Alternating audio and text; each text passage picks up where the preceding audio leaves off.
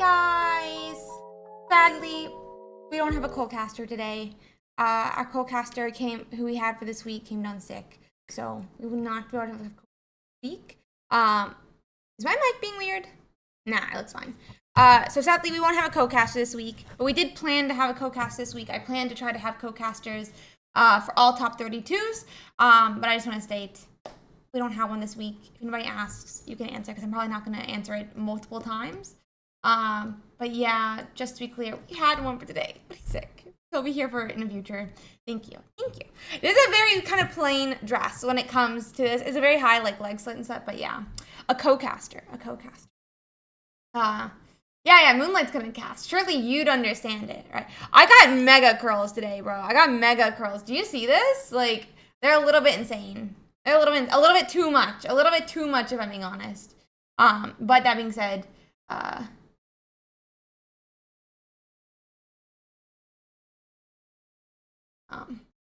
so yeah. As long as like, what does that mean? I don't know what that means. You can kind of see where I started the curl though here. That's not good. That's not what you want, but that's okay. Nobody can see it, right? Surely no one can see it. We're gonna be talking a little bit about top 32 today. It's an interesting top 32. There's more. Oh, I did post them live, right? Yeah. Okay. There's literally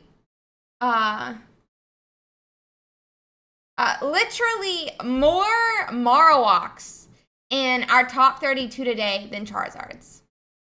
Than Moltres, actually. There's more Marowaks in our top 32 today than Moltres. There is more Golems in our top 32 today than Growlithe's. Because you only won one in Growlithe. But yeah, so it's kind of a really weird top 32. I forgot to add actually my extra lip gloss line.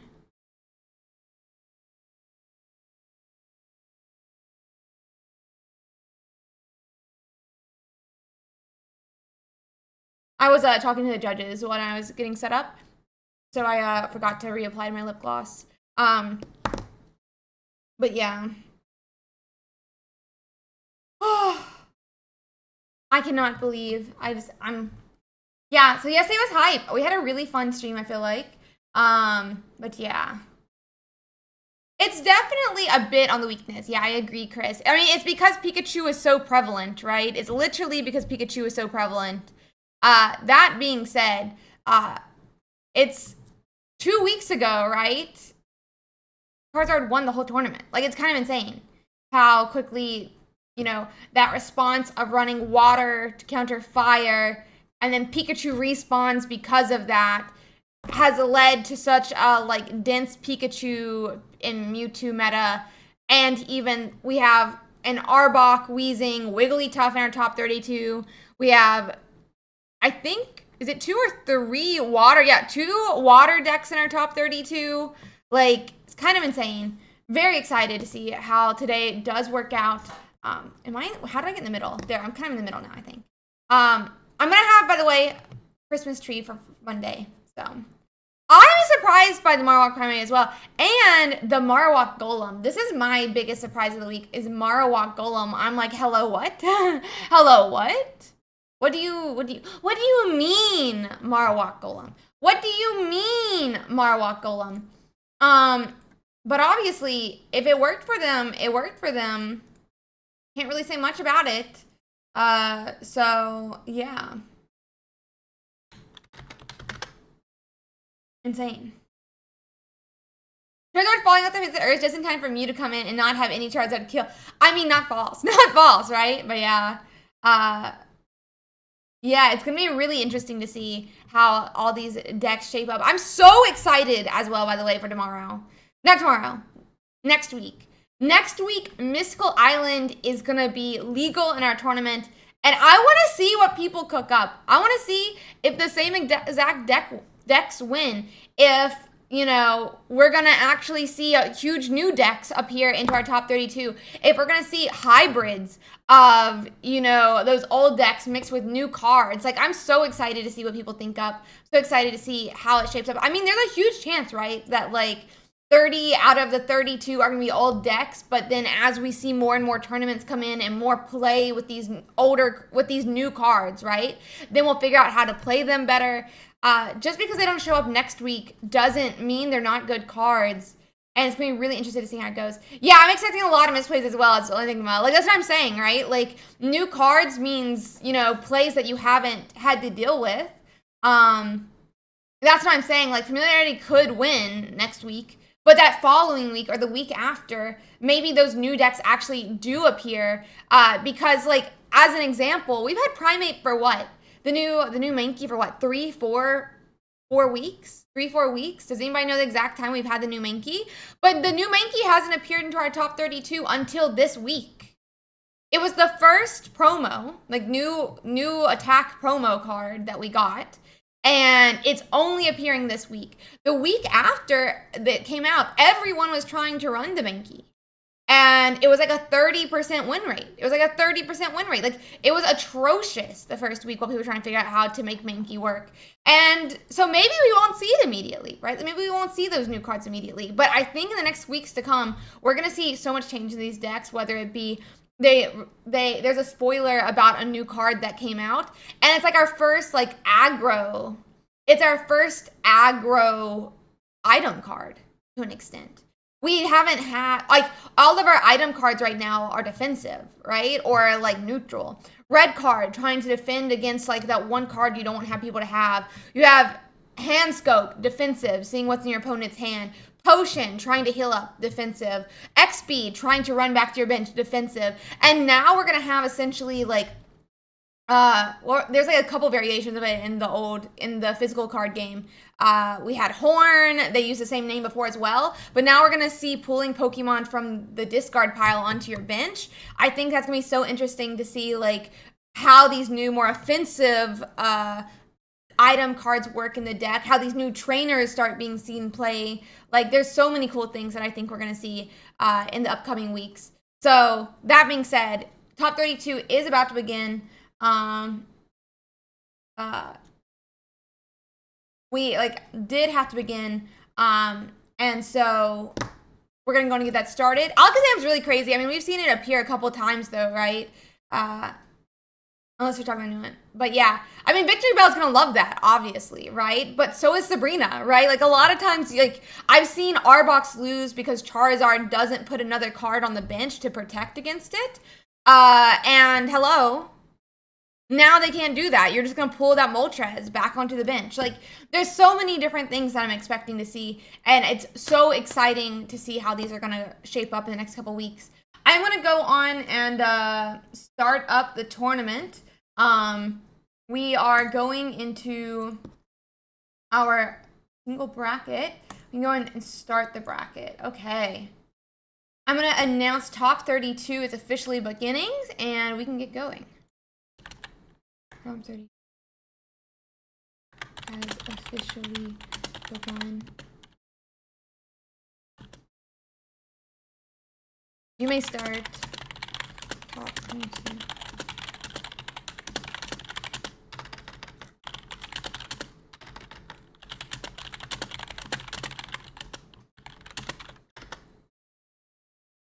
Okay. I have announced it. I'm going to put it in pairings as well. Add everyone. Top 32 is officially live. You may begin.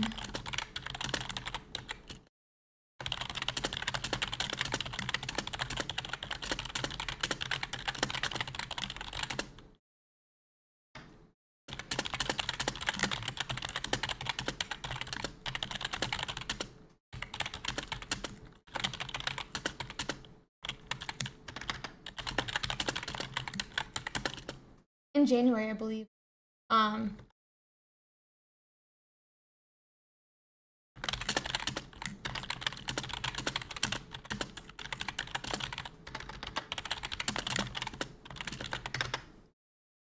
Okay, we have announced top 32, guys. I'm going to quickly find us some different games to watch. We can go on and bring up that bracket, playing to win here, bracket. So here is our top 32. We can see a lot of these, you know, different matches getting started. I type like 150 words per minute. Sorry, guys, if it gets loud at times. That is not my goal to hurt your ears with it. I just type really fast. Give me a second. I do think we should be having, I think we normally have a judge jump through.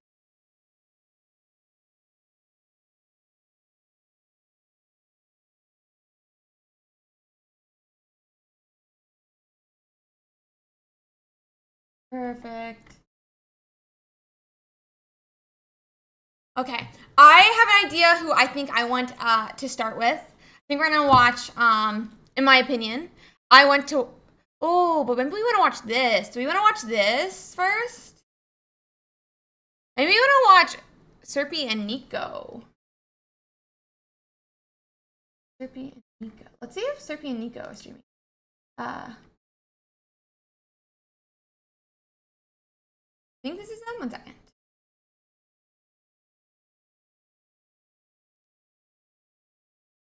Yep, this is them. Okay. Let me get it ready. Same way that you did last for all the rounds, Ronnie. Same way that you did all the rounds.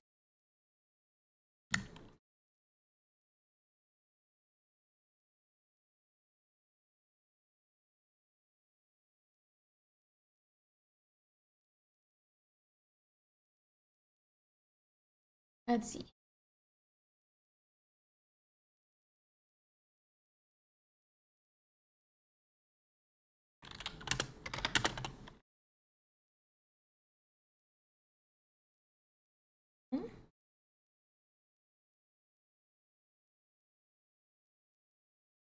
Nico the goat versus Serpi Pikachu. You can start your match. It says in the announcement that you can start your match.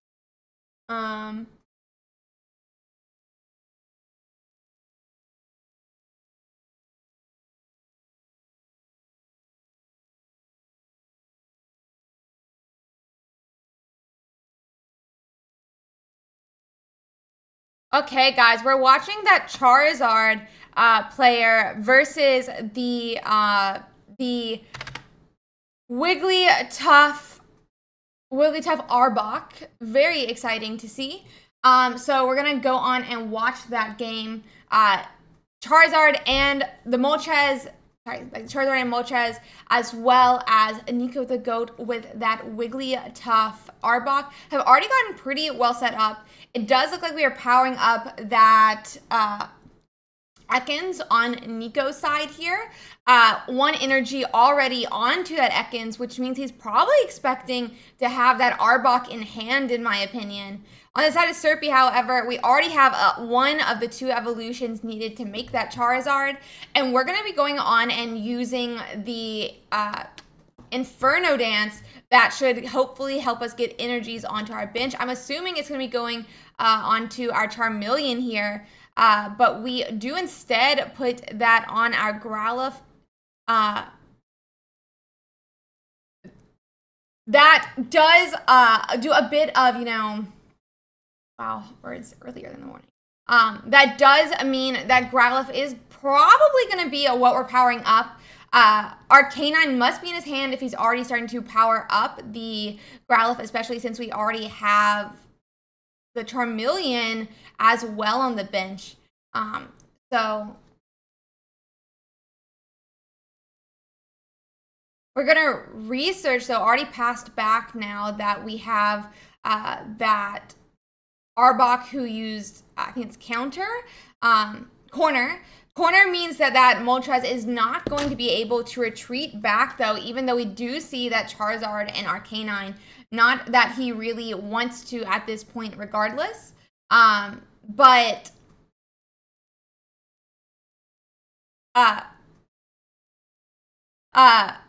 because he still needs to go on and set up that Arcanine and that Charizard that are already on the bench. Pkmn is only at 2 energies, and we're going to be going from there.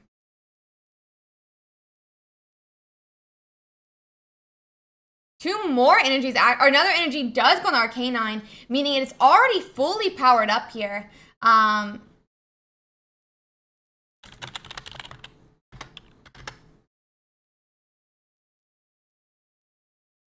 Meanwhile, that extra energy does go to Charizard. He does need a couple of different attackers for Serpi to feel safe into the matchup into Nico the Goat. Both Charizard and Arcanine can knock out an Arbok, but the problem is even normally when you promote this Arcanine, right, Nico's going to be trying to hold those different Sabrinas, try to Sabrina up either that Charizard or that Moltres that are still on the bench that are not powered up how he wants them to be.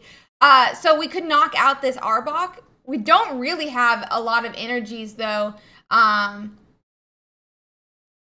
We don't have a lot of energies right now on that Charizard, meaning we are still a bit vulnerable to a Sabrina, but none of the people on the bench are set up where they can stick them.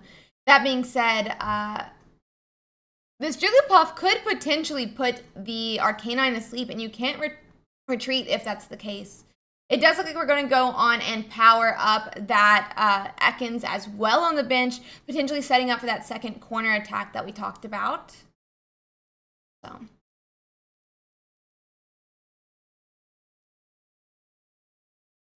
So let's see.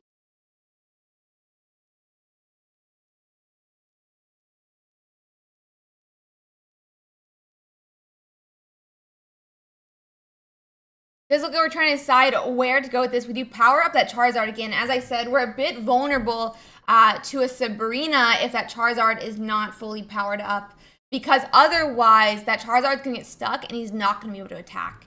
But now, since Arbok wasn't made last turn, Charizard could have 4 energies the turn that he's pulled forward, and he's not as worried about it. That being said, we do flip heads here, which means we can't retreat back to Arbok this turn for Nico the Goat if they want to survive. Ekans even becomes Arbok's only 100 health. So Arcanine is going to be able to one-hit KO that Arbok, which is exactly what Serpi wants right now. It's a little bit too far forward.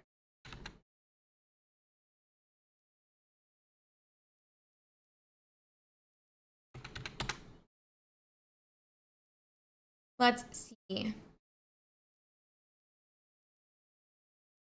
Instead, we actually go to the Weezing. I'm a little bit surprised that we moved back to the Weezing here. Because we did flip heads going into Nico's turn, Jigglypuff would have needed to stay in the active spot to potentially keep that Arcanine asleep. We did waste that energy on the Jigglypuff as well, so we didn't see an X speed come down to have that retreat. And that's going to be one less turn for us to get to that that Wigglytuff because of it. Needing 3 energies is a lot in this deck. Luckily, Weezing only takes 1, but Arbok takes 2, Wigglytuff EX takes 3. We're in a bit of a crunch time here. Serpi can go in and knock out this Weezing, but he is going to go and finish powering up that Charizard as well. Oh, so we are going to X-Speed back, it looks like. I wonder to who, though. Interesting. So he's X-Speeding back to the Charizard. I'm not sure I really get that play very well. If we do that 200 attack here, we're going to be wasting a lot of our energy and going to only 2 energies left on this Charizard, meaning that when Arbok comes in, he's going to be stuck for at least 2 turns.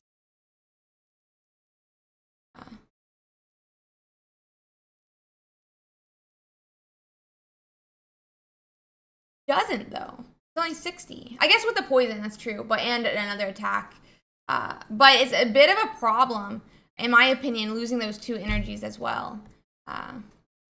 Especially if we wanted to attack back. But we could potentially... I wonder if we have potions in Serpi's list. We are running 1 potion that could be used to stave off and be able to attack the Arbok as well. But it seems we did not hit that. It seems we didn't hit that.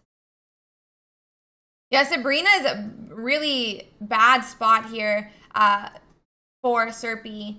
That would pull back up either that Arcanine and allowing it to get stuck, or that Moltres, but it would be able to survive a turn. It does look like Serpi is going to win this game. We'll go on and cover up their game for them, and we'll go back. He needed 2 points. He needed 2 points. So Arcanine might not have been enough with the recoils if we didn't hit the potion. So Serpi does get game 1 in the set here. We're just going to go in and reset for that and let them get into their next game. I'll let them go in and draw their first hand.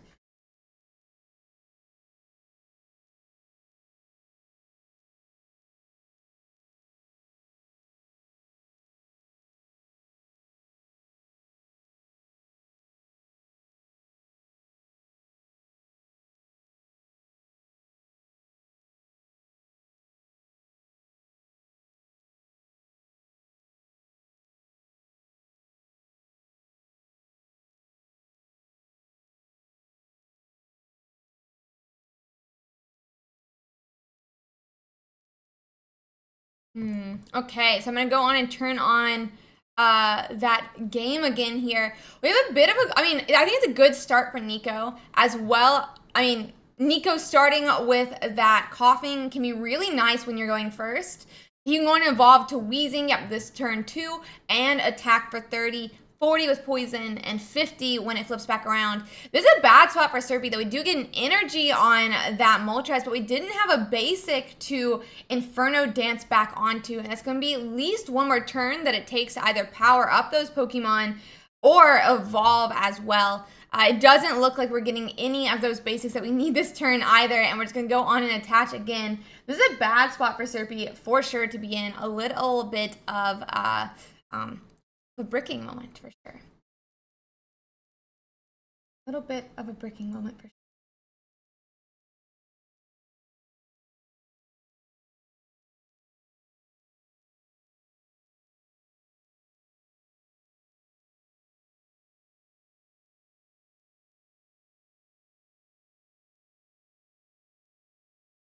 It does look like we're going to go on and concede as well. So we're going to be going into game 3 now of this set.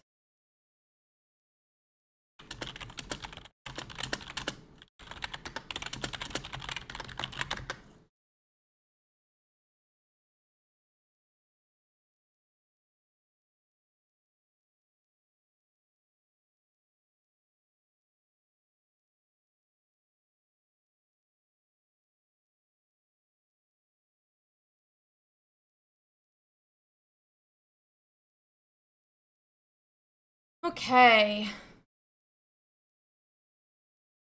We're not streaming Inktal here. We're not streaming Inktal right now. Exclamation mark tournament if you're interested in signing up for next week's tournament. We also have a guide on how to do it. Next week, Mystical Island will be legal. So make sure you bring all your greatest ideas on what deck you think is going to win. Okay. So we're going to go on into this match. It does seem like Nico is going to be starting with that Jigglypuff this time, which is not what he wants. The Jigglypuff, I mean, not really a risk here since that Moltres cannot attack. But Coughing is who he wants in the active spot instead. It does look like Serpi's going to have some more basics this turn, at least one Charmander, which is exactly what he wants. And this time we do get to do that Inferno Dance back onto it. Really nice for Serpi this game.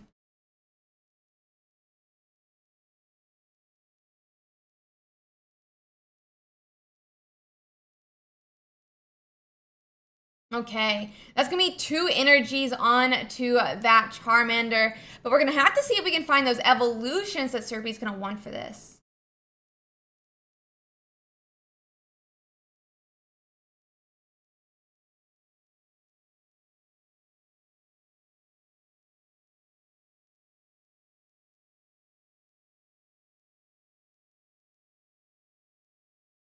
And that's going to be Tails, which means Moltres is not going to wake up this turn. That's going to be no Inferno Dance. for Serpi. And Nico, if he has Wheezing in hand, even Arbok. No, Wheezing in hand. He's gonna want to retreat for it not to hit head, so he can retreat here back into that Wheezing and be able to start poisoning and putting damage onto that Moltres. So we'll have to see how it goes.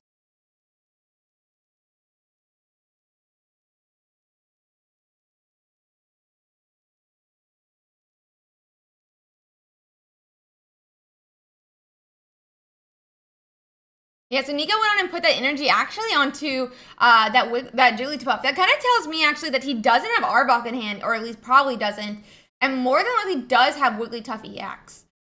So very interesting to see. That Sleep continues to land on Serpi though, and that means again no Infernal Dance onto either of that Charmander or that Arcanine. And there's really no no evolution here that could really help Moltres wake up. So we'll have to see how that goes. I mean, this is a great start for Nico, even though it's not something that you would normally want to do.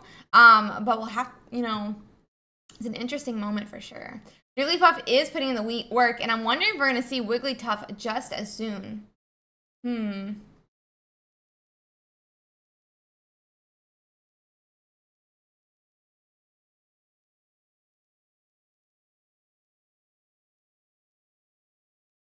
Okay, and we do land at that heads. Moltres does wake up, but this time on the turn heading back to the Jigglypuff, which means we could evolve here potentially and have our third energy. It'd be 80 damage and another sleep for that Moltres. Ekans is going to come down, but is Wigglytuff EX, and Wigglytuff EX is in the hand here.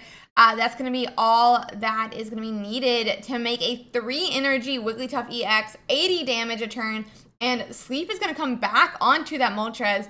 There's not another Pokemon on the bench that would be ready to attack, but maybe a retreat back to the other Moltres to stay safe. Oh, but Sabrina's going to come down instead, actually. Interesting.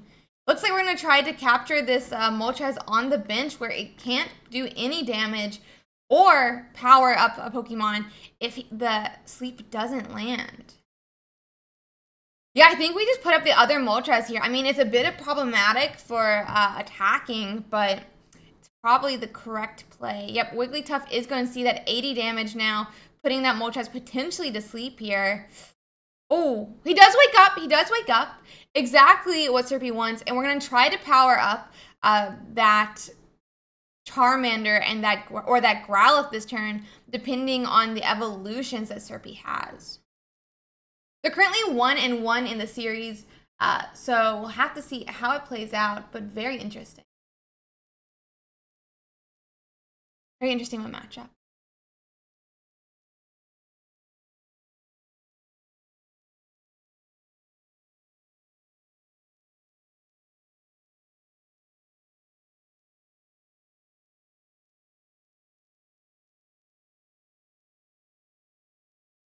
Yeah, it looks like we are going to do that Inferno Dance with this Moltres in the active. That means we're going to see 2 points going to Nico next turn, but 2 energies do land. But who does it go to? I mean, Charmander definitely cannot attack next turn, but Arcanine doesn't knock out that Wigglytuff EX. Arcanine does not knock out that Wigglytuff EX. Yep, and that's going to be a KO for game 3 here. That's 2 points for Nico the GOAT. And we'll have to see how Serpi comes back from such a strong start. What if we have a second? I'm just checking real quick if we have a second energy second Sabrina in Nico the GOAT's list. I'm assuming he would. He does have a second Sabrina. So even if we do hit Arcanine here, we could have a different Pokemon pinned in the active spot. Okay, Pokeball is coming down. I don't think he has any other, or I guess he has a Charmander, I guess he could pull out of, but we do have that Arcanine like we were talking about. 120 damage into the Wigglytuff. Will this Wigglytuff land sleep? I mean, 80 damage puts this Arcanine to, what, 50 health? That follow-up by the Arbok on the bench could be all that's needed to make this game over for Serpi. Yeah, I'm not really sure how you come back here. We really needed Charmeleon in this game, but it seems like we never found them. Second Ekans getting started up as well, it seems. 80 damage at 50 health. All left is on that Arcanine. Will Sleep stay? Oh, and he stays asleep. I think that's going to be game for Serpi. And Nico the GOAT will be going to top 16. That means no Friday. No Friday. That means no Firemons in the top 16 of this tournament. How sad. How sad. 1 second here. I'm going to cover up the game. We'll see if we can find us another one while we're waiting here. It does seem like so one Marowak has been knocked out. The other Marowak is still fighting for his life in the tournament. Let's see if I can get it up real quick.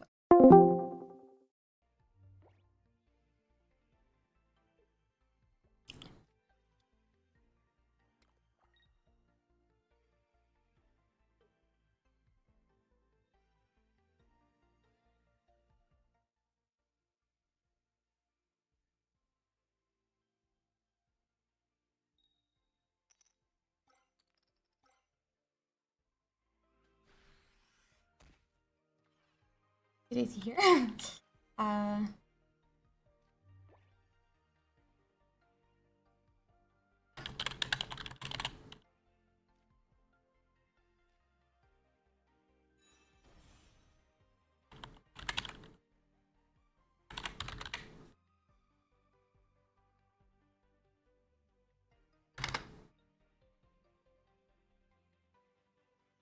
Okay. So we are watching the last Marowak alive. It is the Golem Marowak fighting for his life versus a water deck. It looks to be a Starmie Greninja deck with that Kangaskhan and what is his name? Oh my in the match.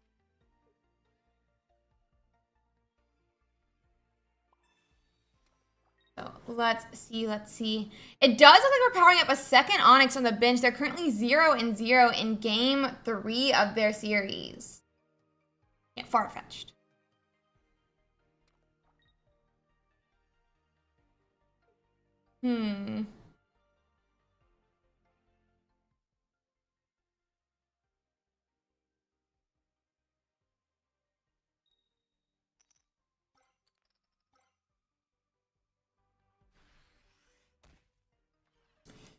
Okay, that's gonna be the first point for Ursiiday here. That's gonna be 1 point with that Kangaskhan knocking out an Onix. But this second Onix is gonna be able to return KO at the least. It does seem like we do find potentially that Golem, but we'll have to see how that continues.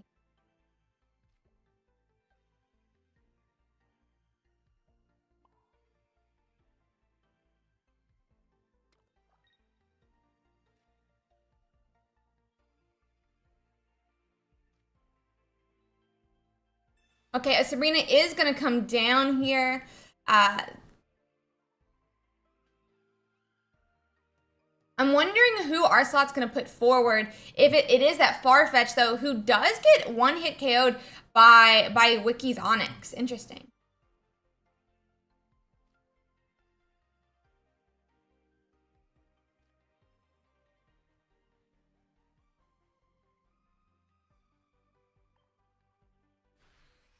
If that Staryu could evolve this turn, we could potentially see a KO on to this Onix. It's able to do 90 damage, followed, with that type advantage that I'm assuming the Onix has. Yeah, it looks like it's water type. So we'll have to see how that goes. Oh,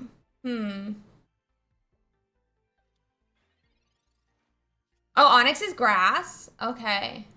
Interesting. I didn't know that. I didn't know anything actually was weak to grass, so that's good. I mean, not good for the water deck, but yeah. No, I don't know. I just put the second point for Ursiiday. That second point was for for that 1 point was for Wiki. I mean, that does mean the Onyx is survive by 20 health, and it looks like we may have time to potentially be powering up this Pokemon on the bench here that could one-hit KO the Starmie.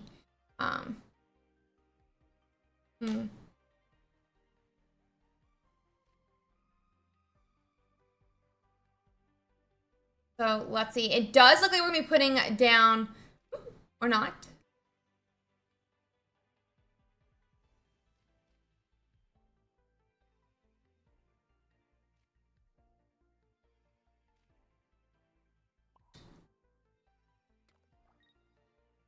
We have second energy on that Graveler here now. I'm wondering if we could have a Golem set up in time. I mean, we have, what, 3 energies right now? For next turn, but we need 4. I mean, Golem definitely survives a hit from the Starmie. It looks like he is potentially protecting against a Sabrina by not putting the Graveler up a second Pokemon on the bench just yet.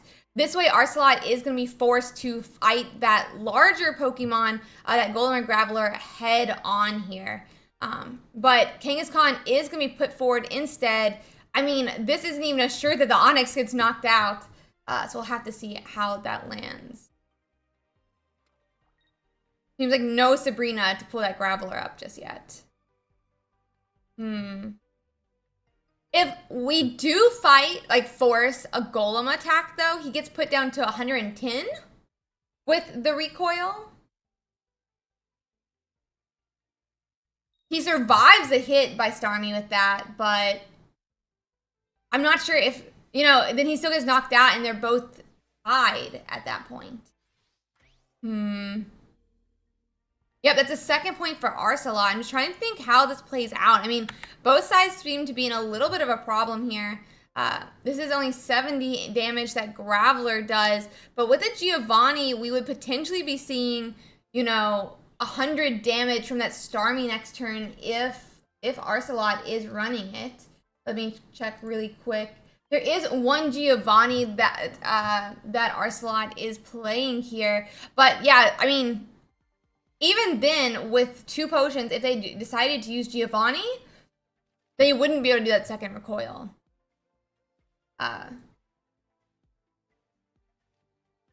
There are also no potions in Wiki's deck. There are no potions in Wiki's deck for double potion play. To survive recoil. I'm just wondering how Wiki is going to play this out. Obviously, Kangaskhan can't one-hit KO this Graveler here. Starmie potentially could one-hit KO it with a potion. But it does look like we're going to be Sabrina-ing here. That's going to force up potentially that Froakie, who we can knock out and go to 2 points, meaning next turn, Sabrina could KO anything. Unless, obviously, Starmie has their Giovanni. A Giovanni here would be absolutely devastating for Wiki, who could get one-hit KO'd by that Starmie EX. I would assume here we're going to... Why do I keep doing this? I would assume here that by putting up that Starmie, we probably do have that Giovanni in hand. Otherwise, we would have just put up the Kangaskhan. Yeah, I think we have the Geo now. Especially at 60 health, I think we have the Geo now.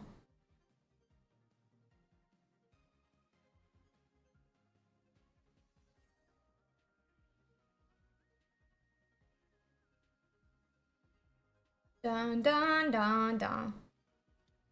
Oh, but we retreat back to the Kangaskhan. No Giovanni in hand. I mean, that is one of the really strong things about Starmie with that free retreat, is that you always can then retreat back if you don't have it.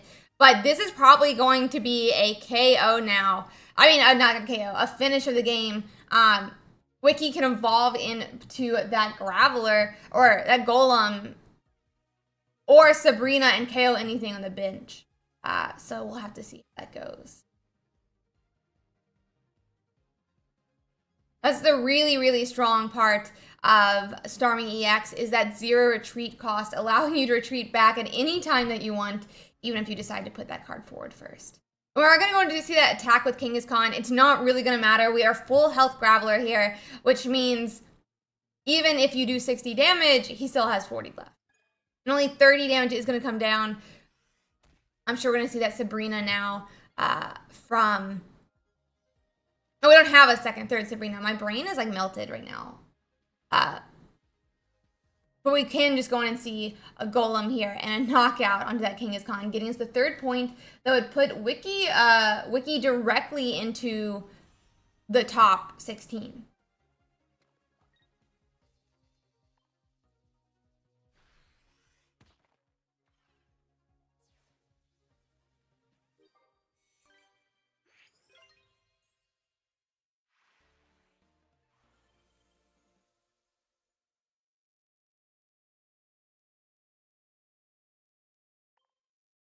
Okay, guys. We do still have another match that we can watch, it looks like. So give me 1 second while we go figure that out.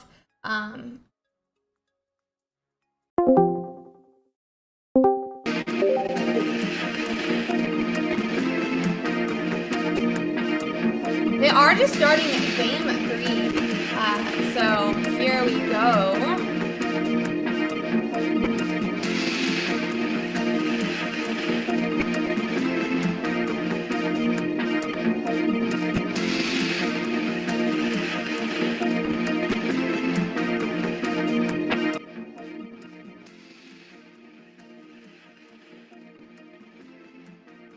Let me just get the name set.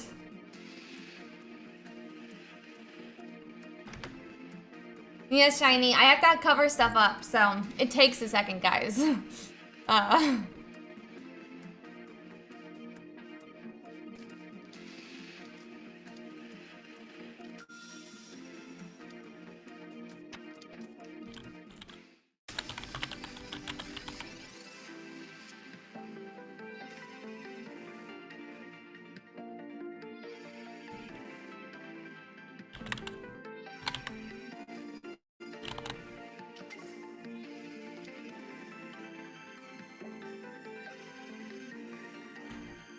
That's...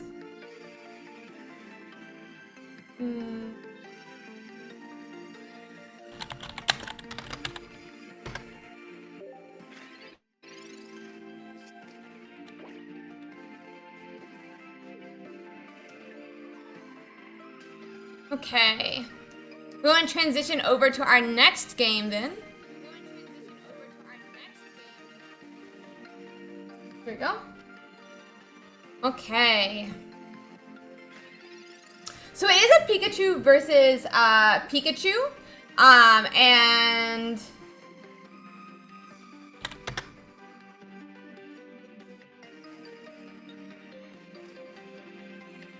it does appear, let me just double check here. It is a Raichu list versus Blitzel's Zebstrika list. Which is going to be super, super interesting here. It does look like we're already evolving at least to 1 Raichu on the side of Ronnie. But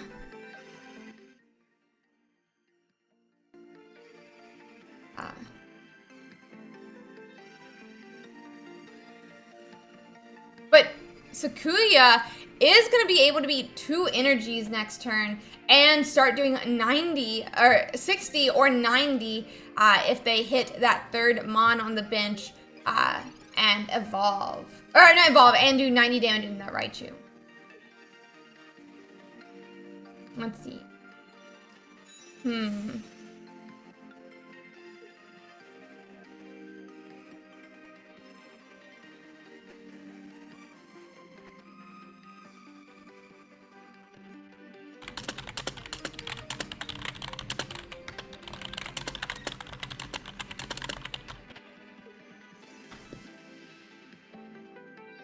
Let's see.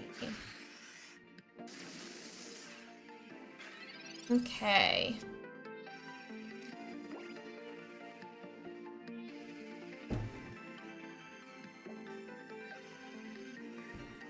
Yeah, we're going to only see 60 though actually into that Raichu. I mean, Raichu cannot attack anytime soon. There's only 1 energy on Ronnie's board here, which means he's just not set up even with the Lieutenant Surge to get off that big 140 damage attack that this Raichu wants to be doing.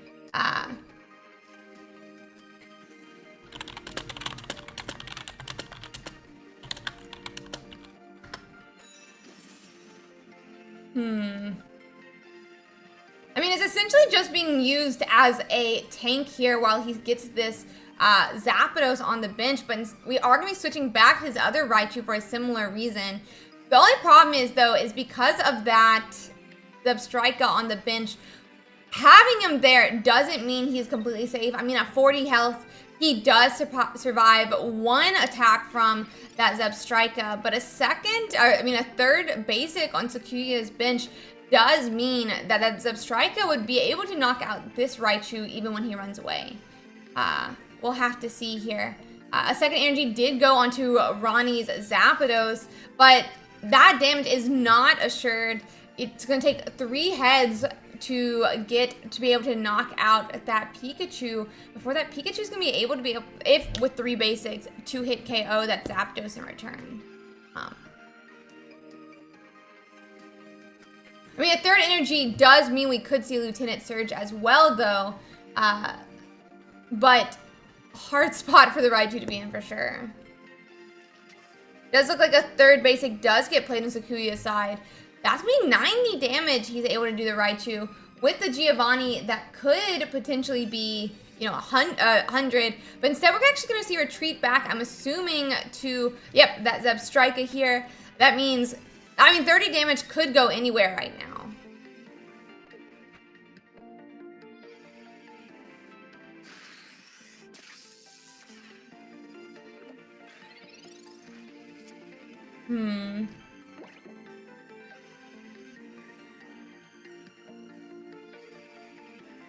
He does go on and put that on the Raichu, though. I mean, Raichu's not going to want to be Lieutenanting Surge into a Zebstrika. That third energy does look like it's going to be landing on that Zapdos, and I'm wondering if we'll see a retreat. We do. Back to the Zapdos now. Yep. We go directly back to Zapdos. He only needs 2 heads to knock out that Zebstrika. But I'm definitely someone who doesn't like to bet this way. This indeterminate damage here would not be how I would want to be playing. We have 50 damage into the Zebstrika, really highlighting the reason that maybe you don't, want to be doing, damage that you don't know the amount for. That being said, this Zebstrika could put 50 damage here on this Zapdos. It is allergic, or it is weak to that Zapdos here. So not Zapdos, weak to that electric here. So 50 damage would be going down that Zapdos, setting up for a 2-hit KO into that Pikachu. And it would also be, if you take out that energy, there won't be the energy for the Raichu to come back with, but, Yep, we do see that it's 50 damage attack into Zapdos. Not enough, honestly, for... I just don't think you would want to deal with a Raichu this turn into a 40 health Zebstrika. I don't think you would want to put the Raichu into the Zebstrika. So I would assume here that we're waiting to save up for that Pikachu. That Magneton is going to is going to mean that Pikachu on the bench isn't going to be safe, even though we knock out the Zapdos with it. So we're going to need a second plan for Sakuya unless we want to be, risking a loss here. That is going to be 1 point with 3 heads for Ronnie. But, Pikachu does KO, but so does the Raichu in turn if they have Lieutenant Surge. Yeah, this seems a little bit of, I'm interested to see how Sakuya pulls this out. It seems a bit like Ronnie has the game, though. Pincurchin's going to come in, which could potentially, stave off a couple turns here. But, it's not even, we're not assured of the paralysis. And a Sabrina could do something similar as well. Sakuya currently has 0 points, means they're definitely in a bit of a hard spot here. I'm a little confused, how Sakuya pulls out a win here, but I'm assuming it could be with such a move, being paralysis? Being stunned. So let's see.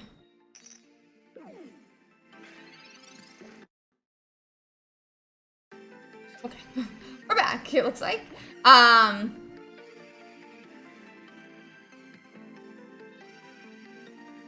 So no stun hit on that Pkmn, even though we did blink out a second.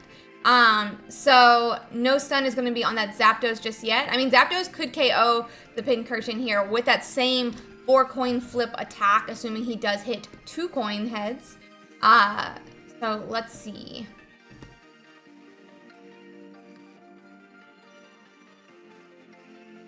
Let's see.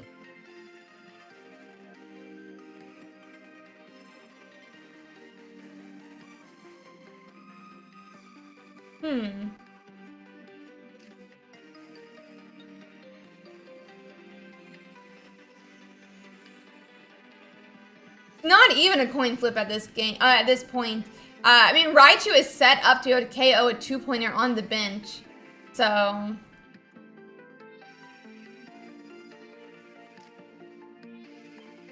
Oh, we're gonna go on a retreat, actually. Interesting. We do go on a retreat to that Raichu here, of all things. I don't feel like we would want to Lieutenant Surge here and waste those 3 energies, but we do see the Lieutenant Surge come down instead, and time passes. I mean, Ronnie didn't even get to take. I mean, that could be how we end up losing here. We didn't even get to finish our turn. The 90 seconds of the turn did finish, and Ronnie wasn't even able to attack.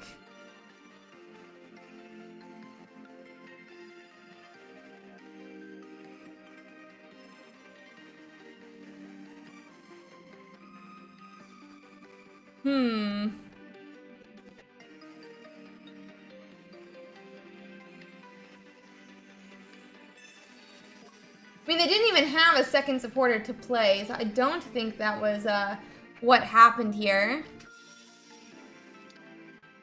We do see that Pikachu go on and be put into the active now. That's going to be 60 damage.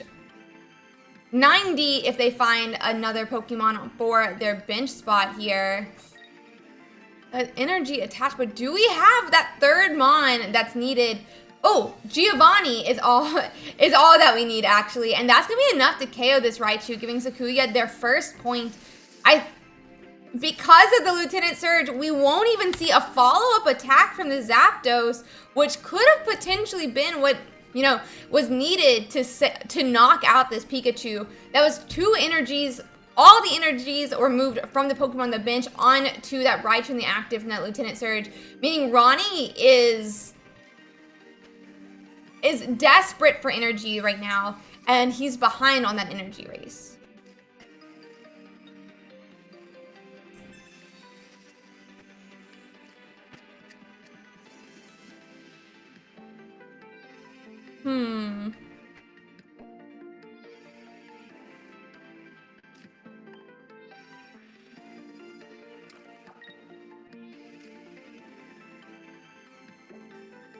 We're gonna see, I mean, I'm a little bit confused here, but we all choke sometimes, we all make mistakes. It happens for sure, so. We're gonna go in and see that second Zapdos promoted here. That does mean Pikachu probably will have to 2-hit KO the Zapdos, but definitely a really bad spot for Ronnie to be in now. Definitely a really bad spot for Ronnie to be in now.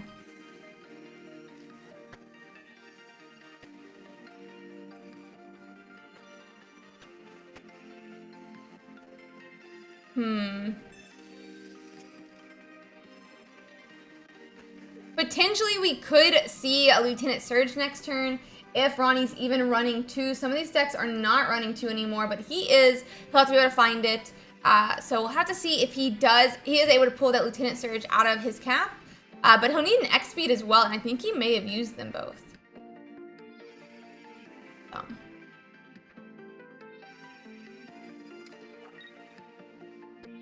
Yeah, I think he used both X speeds, so I'm not really sure how we pull out the win here. We're going to use Pkmn to be a little safe on Sakuya's side, just in case, though.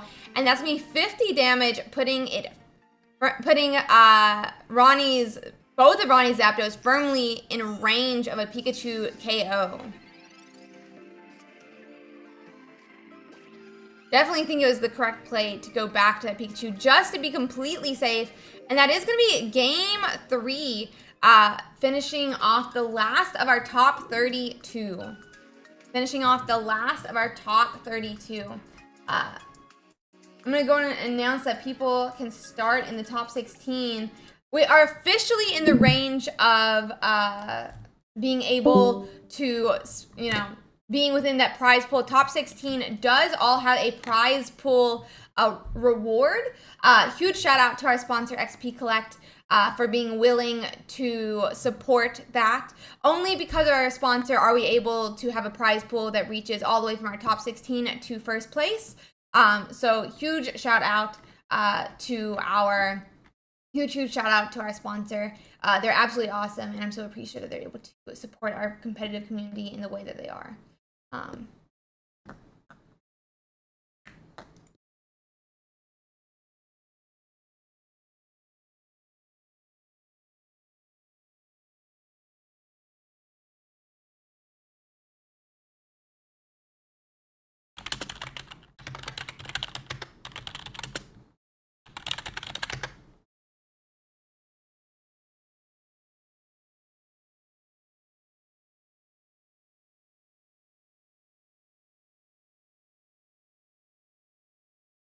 Let me really quickly here.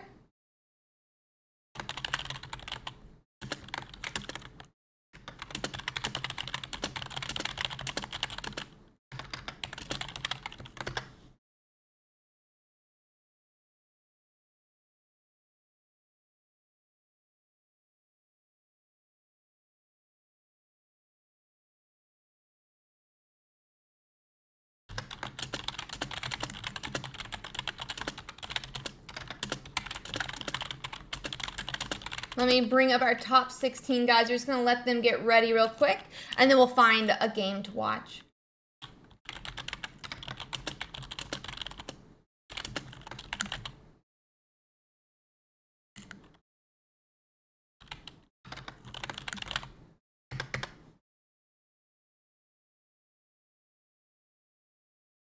Okay. Let me quickly, we can bring up that meta breakdown real quick so we can see exactly what's there. One moment. Play to win. Bracket. You can see, I mean, we did lose our Charizard. We did lose our Charizard player after that. But we do still have our Golem, who's now going to get to go into a Pikachu. So, 1 second. 1 second.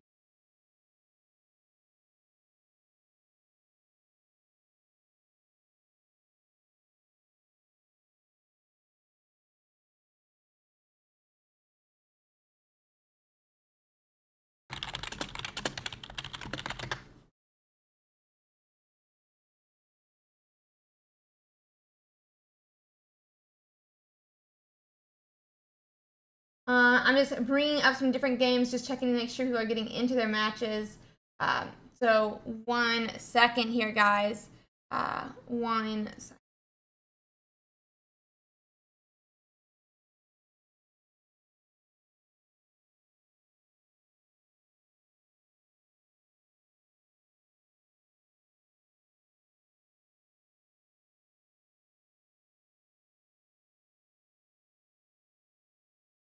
Let's see.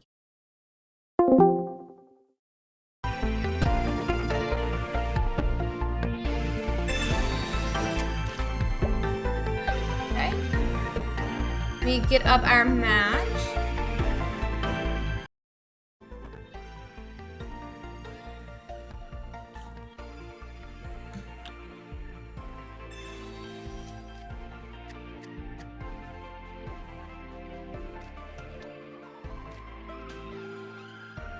It is going to be that Wigglytuff Arbok versus a Pikachu here, guys, that we're going to be streaming. So give me 1 second to get it going.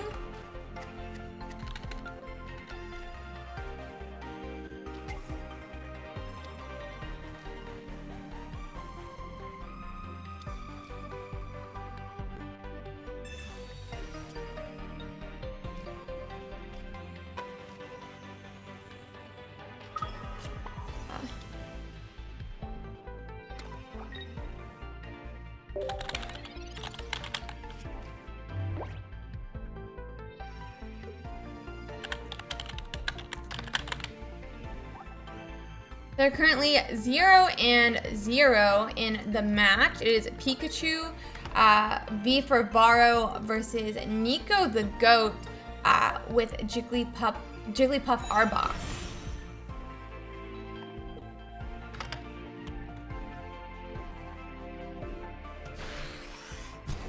Okay, we're going on getting into our top 16. We are setting up a Pikachu on Varo's side who officially has all of their bench spots filled. That's going to be 90 damage that this Pikachu can do every single turn. And now with a Magneton as well, we could be seeing some of these Raichu setups that Varo is going to want to have their Raichu continuously powered up. We are going to be against Nico the Goat, who is... oh, wrong one. Nico the Goat, who is running that Arbok Weezing. We already see that counter, that Arbok fully powered up, and that corner can come down now. If corner comes down and knocks out this Pikachu, Vivaro is not going to have anything that can immediately one-hit KO. He's going to need another basic on the bench, and he's going to need a Giovanni to allow it to, that 90 damage to actually go to 100.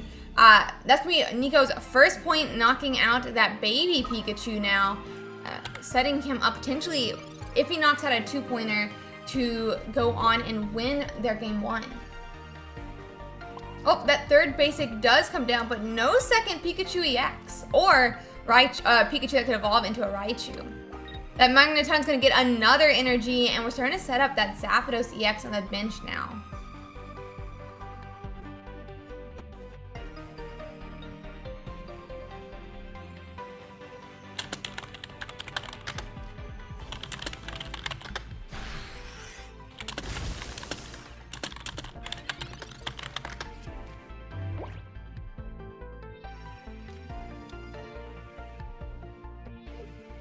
Okay.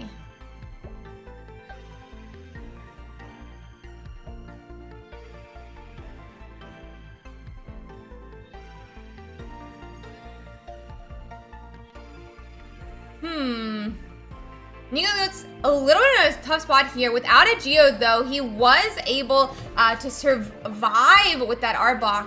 Weezing looks like he's going to come down able to do 50 per turn with a poison. I'm surprised we didn't go on and do that 60 damage, though, on to the Pikachu. But that 30 is going to go on and tick. It does set up for a second attack with that Arbok that could KO Pikachu. So it could set up for a 2-hit KO. Meanwhile, though, I wouldn't be surprised if we see a retreat either back to that Zapdos EX or to that Magneton.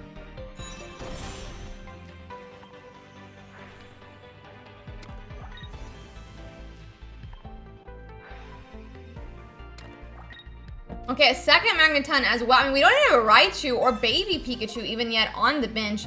That retreat is going to come down directly, to the Magneton, who can do what, 60 damage? So that Pikachu does get moved back to the bench. Magneton can do 60 into the Weezing, but now we won't see that that Koga back to the Arbok. That would have been the perfect play for Nico. Instead, we're seeing a second Weezing come down. Koga is such an interesting card in, this one set. Koga is the only way to return a Pokemon from the bench, or not bench, from the active spot back to your hand, and it does erase all of the damage without giving the opponent any type of point, meaning this Weezing is back to full health, and this Magneton is stuck having to hit again into this Weezing.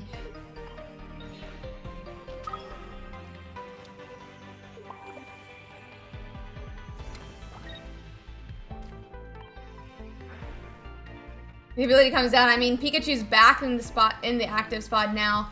The question is going to be is if there's a second Koga that we could see come down. I mean, even then we are 1 point off, or 1 damage off of the immediate KO. But if we have a Geo, that could be enough potentially from the Arbok side. I believe Nico runs 1 Geo. He does run 1 Geo. So we could potentially see that, where there's like that Geo Arbok attack with this poison tick making it to 80.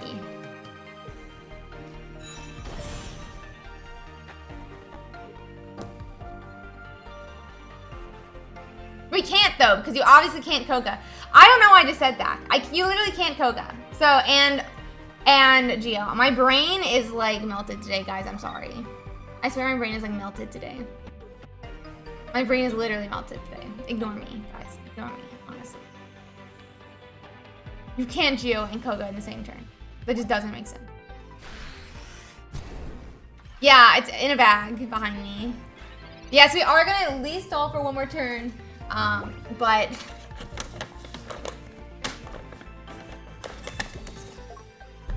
I'm gonna drink the coffee. I'm sorry. Ursii's a dummy when her brain doesn't work.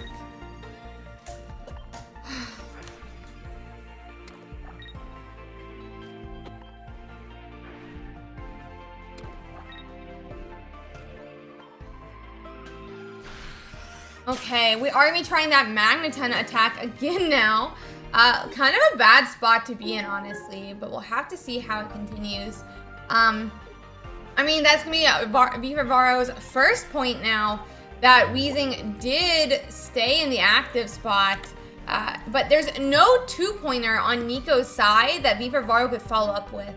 The Arbok doesn't have any energy, just like Toby is pointing out, so we couldn't even see a corner attack just yet. Also,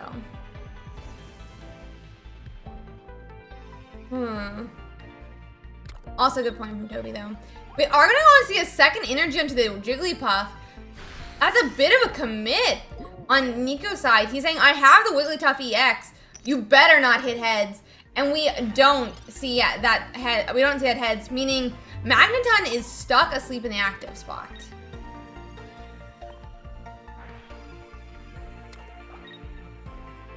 So, let's see.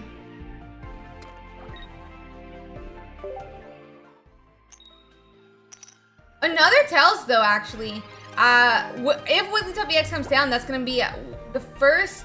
that's going to be able to do 80 damage into this Magneton. I feel like you wouldn't want to do it into the Magneton, but it is what it is. That is going to be a Wiggly EX, and he's going to be able to go on one-hit KO the Magneton, giving Nico their second point.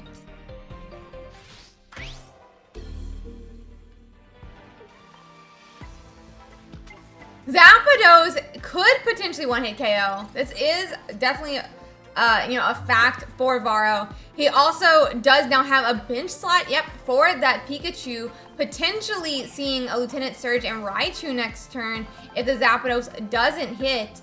But if we hit sleep on the Zapdos EX, he's kind of done for next turn. Even then, actually, if we have a second Sabrina, that could be game. I mean, all the Pokemon on the bench are below 80 health. If Nico has it, it could be game next turn, unless Zapdos hits 3 heads. It's a 33% chance. It could happen. It could happen. It could happen. 33% chance that Vivaro takes the game right now.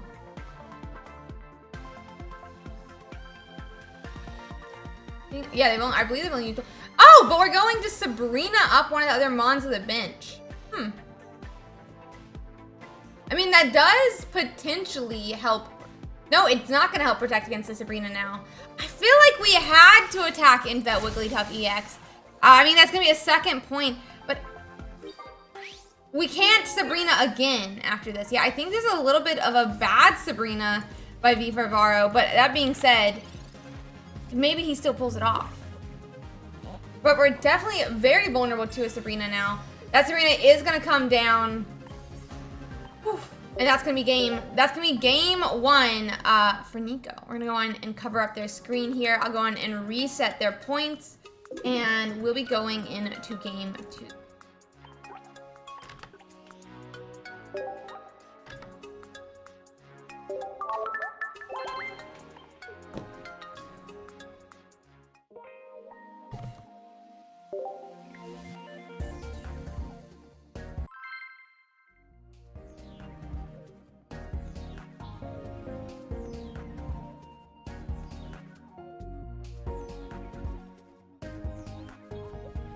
I feel like even if opponent didn't have Zap, we probably shouldn't have Sabrinaed.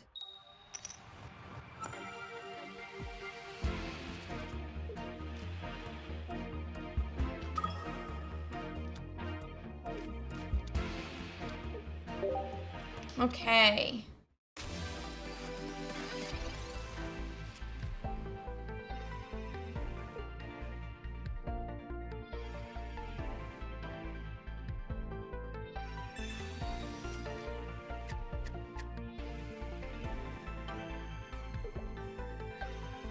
Yep, we're gonna go on into that next game, guys. We do have we do have that coughing and to start going first. That's exactly the Pokemon he wants there going first, though, because next turn we can evolve to a Wheezing and we can go on and start poisoning and attacking with that next Mon.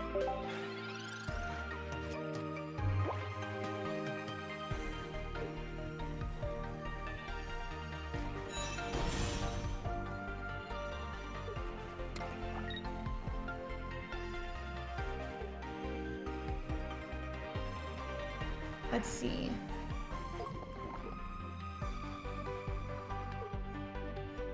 Yep, we're gonna go into that Wheezing Evo, but not a second basic for Nico. Definitely seems bad not to already have that Ekans or the Jigglypuff on his bench. Second Magneton coming down as well, and Raichu is gonna appear, but now we're gonna need those Magnetons for evolutions. We're gonna see 90 damage. Nico's definitely on a timer. He has to have a second basic next turn, or he's kind of donezo here for that game too.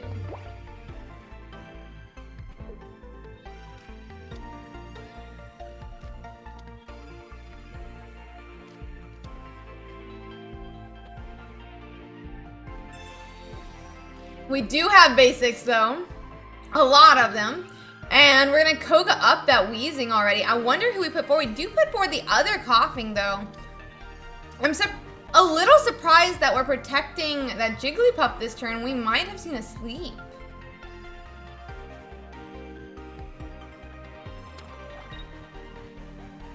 Energy is gonna come down that cough. That's gonna be 20 damage that he does here. 40 with those damage, those poison ticks. I think Vivravaro is gonna be forced to retreat here, or he's gonna risk having his Pikachu knocked out next turn. Yep, so we do see that retreat now. Back into probably one of the, back into Raichu here. That is 2 energy with the hand attach. But that's all of his energy if he decides to do that. I'm assuming, I guess we're trying to tank here. But would we want to see the attack? I mean, I don't think we would personally. I feel like the attack is just overcommitting on turn, what, 3? Oh, but Lieutenant Sarge is gonna come down as well.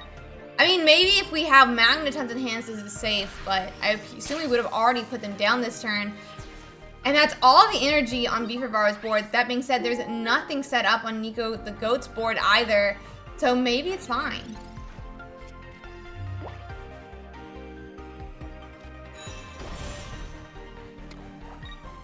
Wheezing does reappear for Nico the Goat. We knew it was in his hand from that Koga.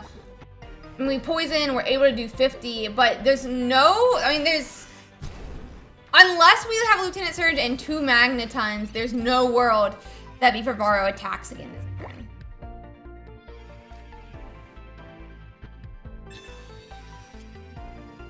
We have one Magneton, but we have also used our base, our supporter now this turn. So no attack this turn.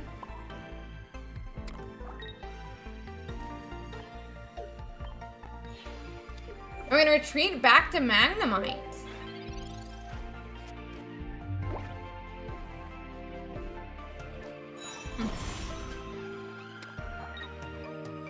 Arbok does get made, which means we could see some corners in the future. Almost all of Vivravaro's Pokemon also get immediately knocked out by corner at this point. Pikachu's at 40 health, Raichu's at 60, Magnemite at 20 will definitely be in range of a KO, even if it does become Magneton now. Second Magneton does get played. It will help with that poison. But we're gonna need to see a retreat, or that's gonna be Nico's first point. That was Varo's first point. My bad on that, guys.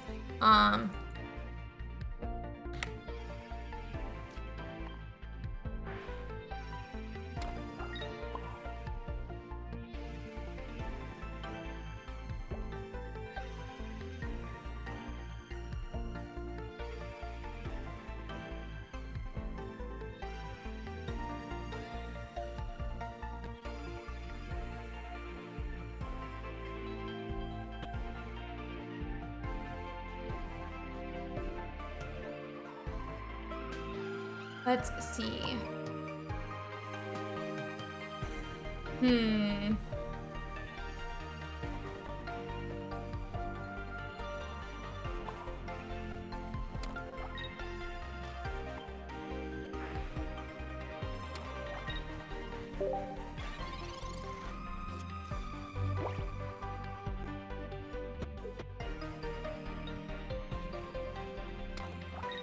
Okay.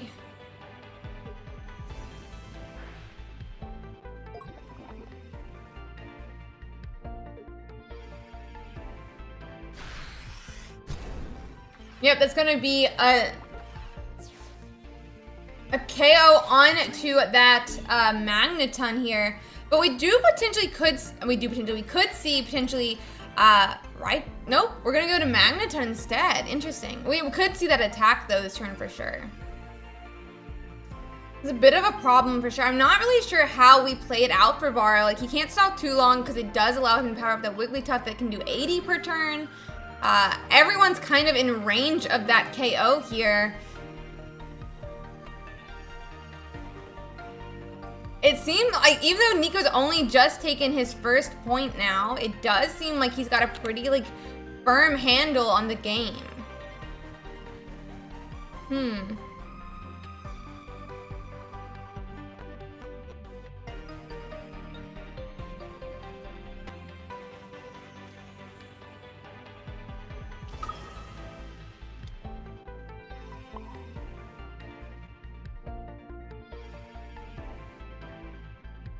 Second Pikachu EX finally does appear now. That's exactly what, in my opinion, V for Varo is going to be wanting for his bench slots.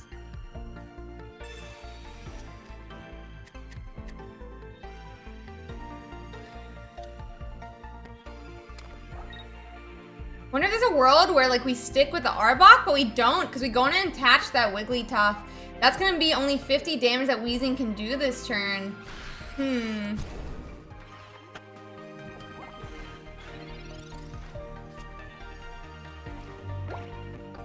Lieutenant Sarge is in hand now. I wonder if we're gonna see that retreat immediately back to that Raichu. Once again, though, that wipes all of his energies from the board, putting him in a bit of a pickle for that follow-up turn.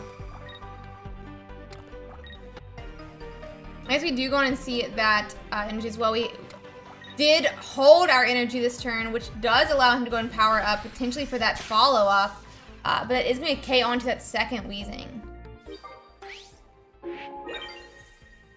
So it's going to be 0.2 here for Varo. We are very close to the game finishing. Very well played, though, timing it before his hand attach.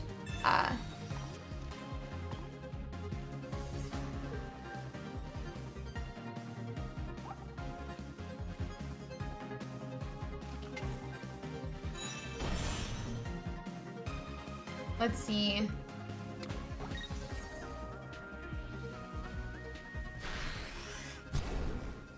So it's okay. That is going to be a knockout.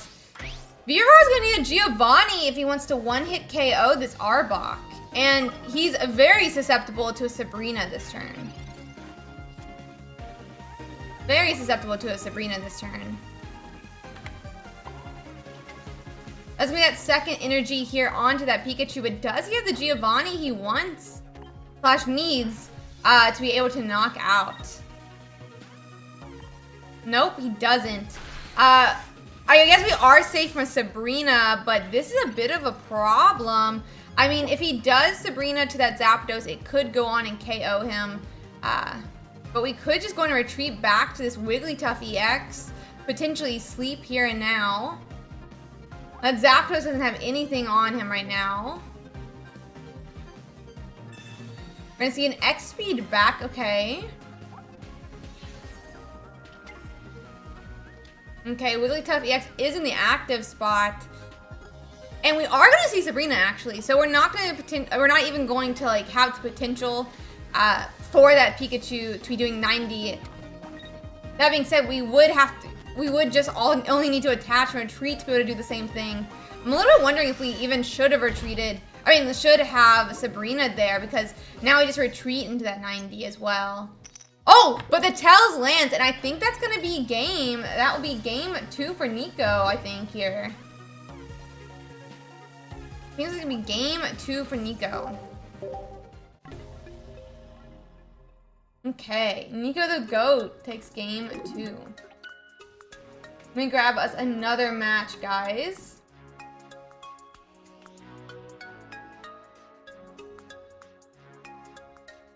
Just quickly checking we have everything.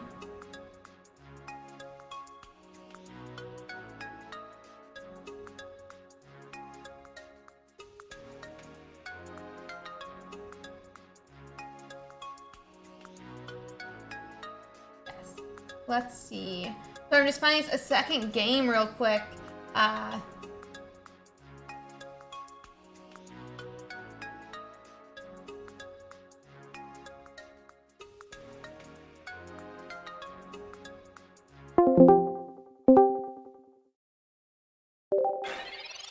Okay.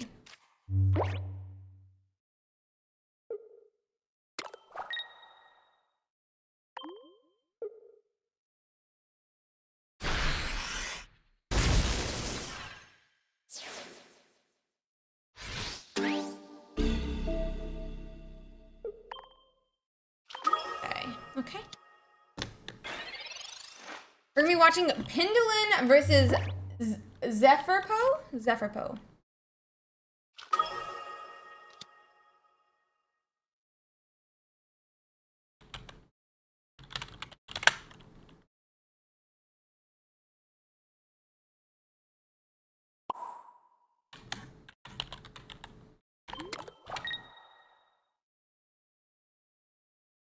Oh, I just mixed.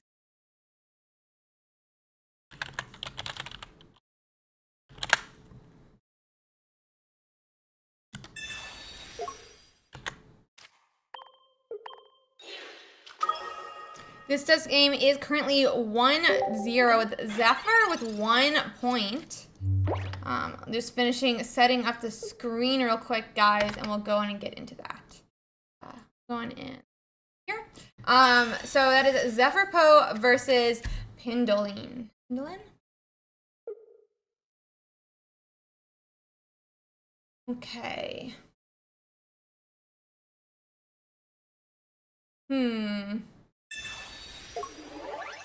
This is where we're gonna go on an X speed back from here. I'm just gonna try. We're gonna see that energy being damage put into that Mewtwo X. It seems like a bad spot for Pendulin right now. Pendulin has no Raltses, no Curlias, none of his 1-pointers out that he would like right now, and both of his Mewtwo's are in range of getting KO'd by this Pikachu. Pendulin seems a bit done here for sure.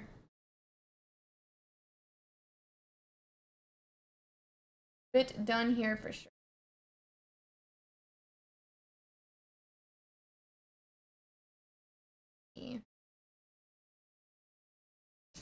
Does look like we actually lost our baby Mewtwo. Surprised so quickly.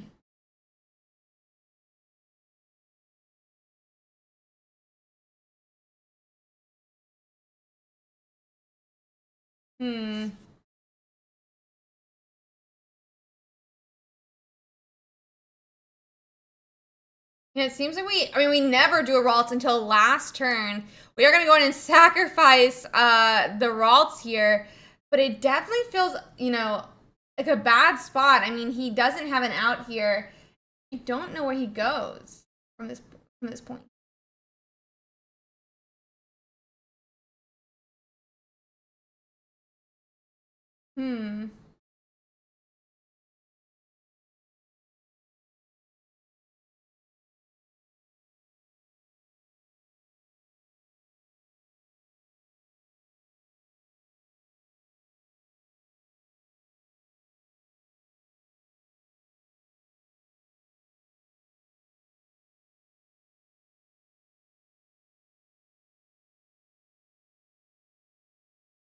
Okay.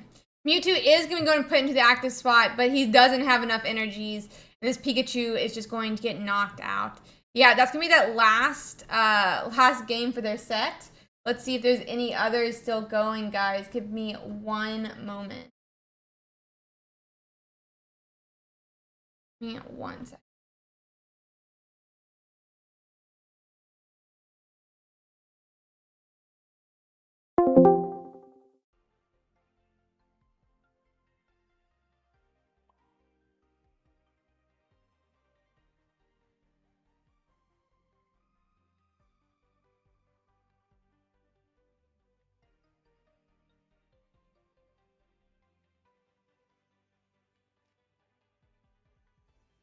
Zero to 0 right now.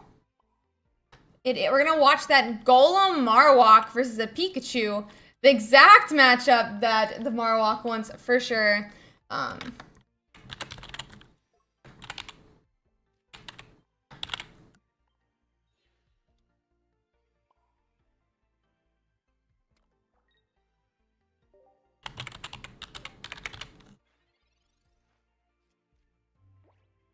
I'm gonna go on, make sure they don't have any. Oh, I'm already on here. LOL. Okay, whatever. Let's see.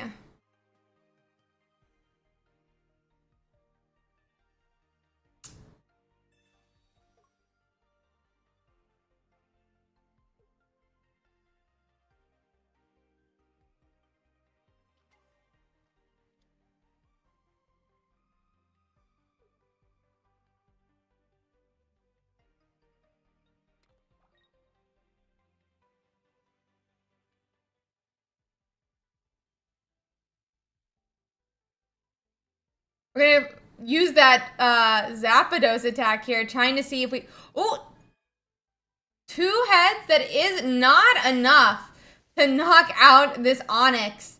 This Onix doesn't hit for weakness into Zapdos though, but he can go in and do 70, and without a potion, he can't 2-hit KO because 0 energies attached to him, but.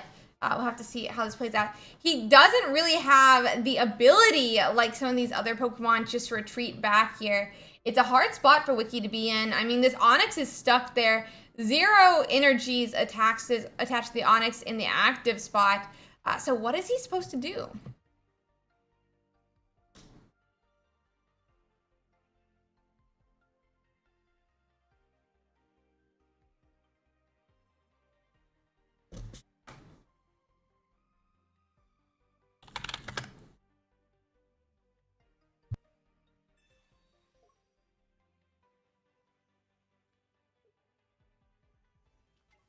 Let's see.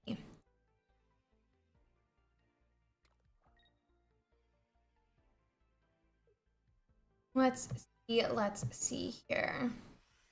Yep, Zapdos is going to do only peck this turn, luckily. Sometimes I would find it really funny when he was still coin flip. I'm like, that's when you hit 0, buddy. That's when you hit 0. But yeah, we do peck there to be safe. And we're going to be continuing on with this Onix that is more powered up, though. It's going to have the ability to do 70 damage, 2-hit KO this Zapdos if KO does not have any potions. I wonder if we're going to be building up this Graveler, though. Golem, which is the evolution of Graveler, can do upwards of 150 damage. He's 160 health as well, so he can't be 1-hit KO'd by many of the Mons in this game. Especially not Pikachu. And it's only by 4 heads on a Zapdos. Would the Zapdos be able to, or 3 with the Giovanni? So it would be safe, more so safe going into that Pikachu. Sadly, it does have a gigantic recoil of 50 damage. But we are going to go on an attack here. I'm surprised we put up the Pikachu, but I mean, we survive it with 10 damage for sure. 70 plus the advantage of plus 20 for type advantage is going to be pretty detrimental for this Pikachu. Looks like we are going to retreat back, tossing that energy that we just attached to the Pikachu. And we're going to try to do a Giovanni attack, a Giovanni coin flip. He's going to be looking for 2 here. 2 heads is what he wants. That'll give him enough with the Giovanni to KO. Oh, and he hits it just the amount that he needs. And I'm sure he's very happy about that. So we're going to see a second KO onto that Onix now. That is 2 points for I Love Keijo. So let me put that in real quick. And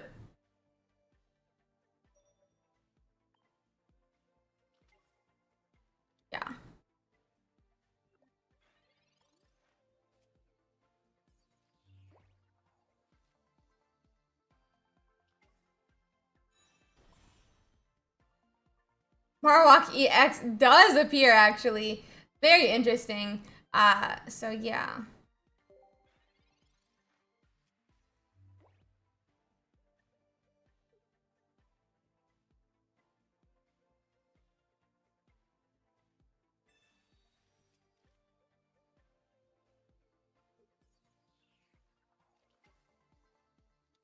This Zapdos is doing a lot of work for I Love Keijo here.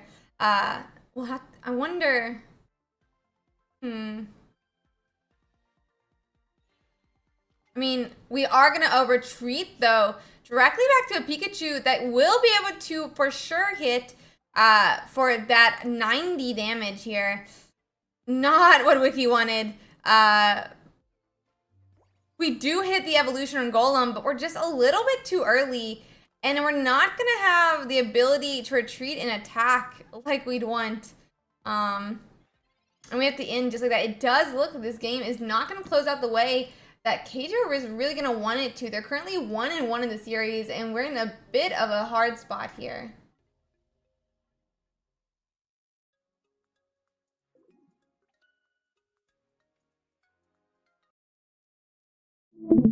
Okay.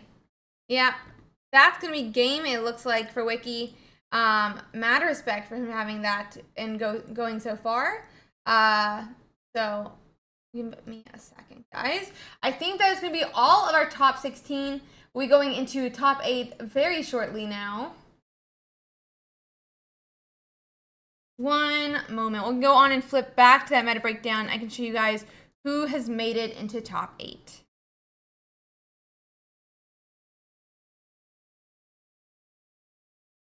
So it does look like we're still having Nico in the game. We have watched him 2 rounds in a row now, so I do think we'll swap to someone else this game. But it is a very interesting tournament. A lot of Pikachu, a Wigglytuff Arbok, and a Mewtwo EX. And 2 Mewtwo EXs. So, 1 second, guys. I'm going to do an announcement that you can, start their top 8.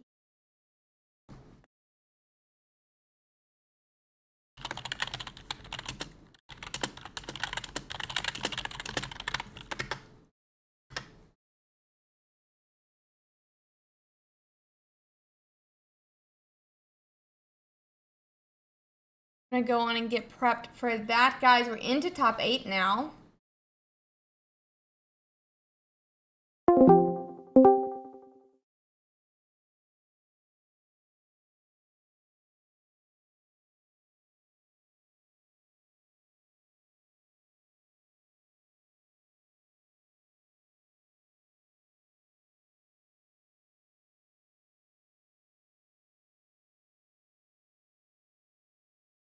We're gonna be watching Starlight versus Sakuya.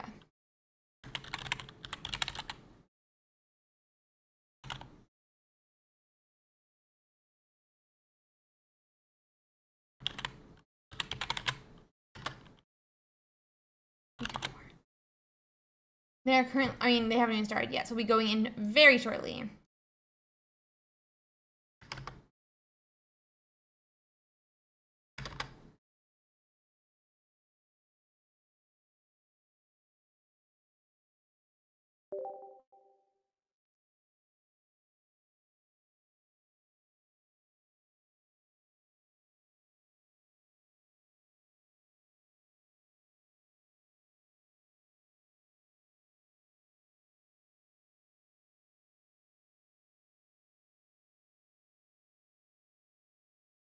Guys, while we're waiting for this next round, I want to do a huge shout out to our sponsor.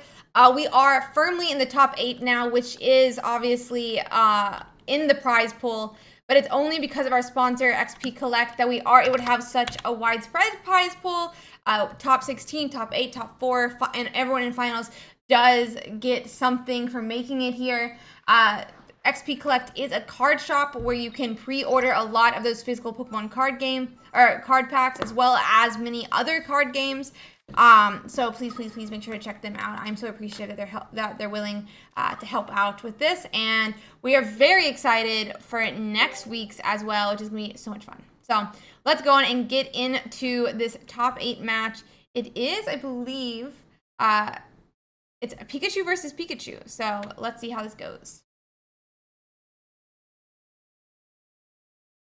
It is Zebstrika versus Zebstrika. Okay.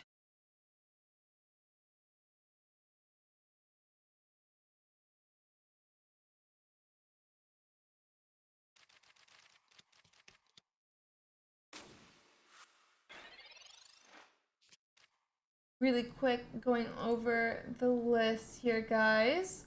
So Sakuya is running one red card, one potion, one Giovanni. They're both in the one Pincurchin. And Starlight is also running one Pincurchin, two potion, one Giovanni, zero red card. So we'll have to see how this plays out here. Starlight is the side with zero red cards, so we'll have to see if we end up having it play against us. I do think the big advantage here, though, is that because Starlight is not running red cards, Sakuya can really hold their different Pokemon in their hand until they have the exact, array of electric Pokemon that Pikachu needs, or they think is the best to run with Pikachu against Pikachu. Versus Starlight is going to have to put every basic that they have immediately on the bench or risk never hitting that 90 damage that Pikachu so really needs to be attacking at full strength. We do go on to see Zebstrika on Sakuya's side, who did go first. That does mean we're going to potentially see 30 damage onto some of these Pikachus, maybe even that Blitz on the bench. But putting that 30 damage on one of those Pikachus does put them in range of getting KO'd by Sakuya's Pikachu in the following turn, even if Zebstrika does get knocked out.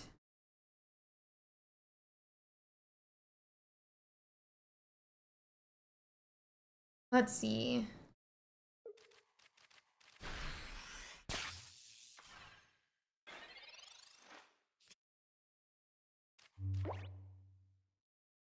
Okay.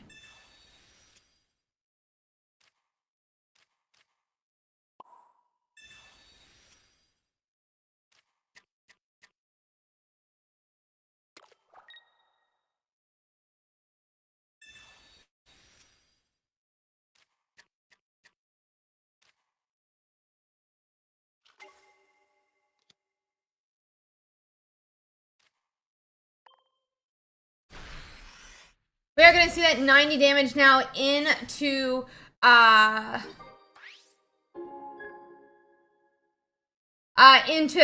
taking Starlight for the first point. But I'm wondering if we're going to see two more basics come down. We do want to instead put that Zapdos up, which kind of tells me that no, we won't. Potentially, this Pikachu will be doing 110 damage next turn into the Zapdos, really putting Sakuya on a bit of a timer here.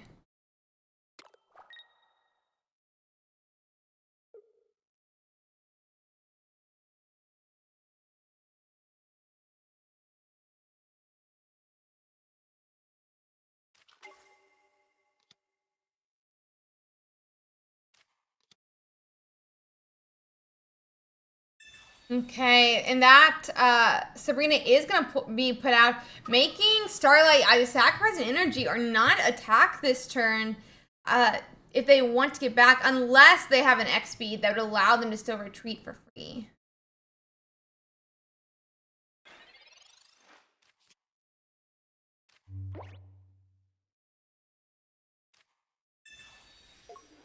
A Giovanni and an X speed is going to mean that Pikachu can attack for 120 now. Which, which is going to be a bit painful for Sakuya. They've already taken 1 point. Why did I put 2? Oh my god. They've already taken 1 point. So with a follow-up Zebstrika attack, this could be the end for Sakuya in their game 1. And then we'll be going directly into game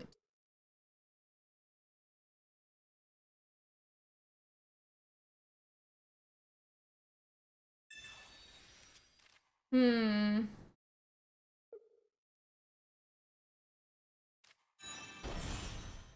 Zebstrika is going to get played for Sakuya, but Where is Starlight doing? We can run this turn if we like with the Zapdos, but he's only safe as long as Starlight never hits the Zebstrika.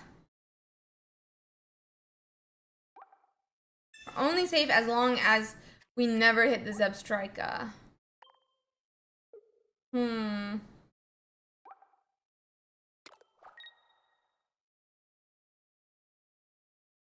A potion does come down, but does he have... I don't think Sakuya runs a second potion, which would bring Zapdos into range of being protected. I think that is going to be game one. I think they are conceding here potentially, but we'll have to see.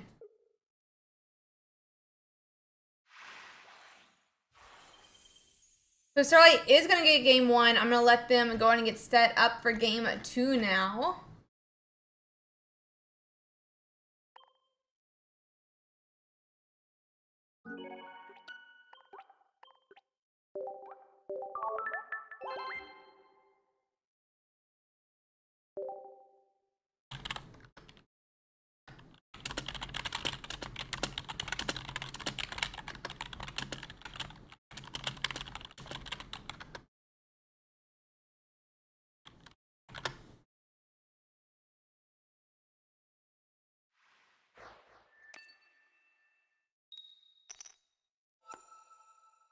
Okay, I have something to... Yeah, they're fine.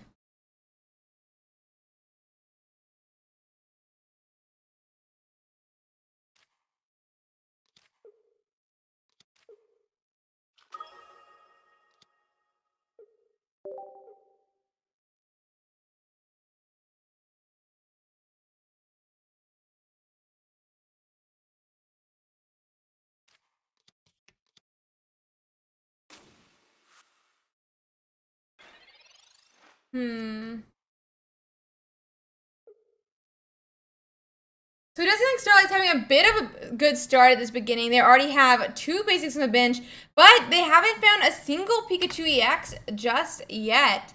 Sakuya, though, only a single Pokemon on their board. We are going to research, start looking for some more basics to play. That being said, because Starlight's not playing red card, Sakuya can wait as long as they'd like before they decide which mons they want to commit to the bench. One Zapdos is going to be played here.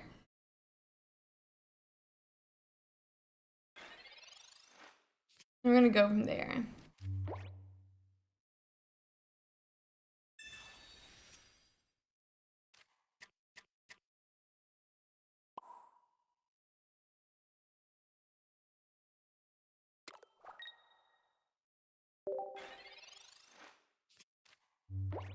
Okay, we are starting to put energies on that Zapdos for Starlight here. Sakuya does have one on the bench, but will they find the Pikachu EXs that they're really wanting to look for? I'm assuming, at least. I mean, they're both Zepstrika decks here. I'm assuming they're really going to need some Pikachus. But this is the first energy that Sakuya needs to start committing energy as well. And we're going to go from there.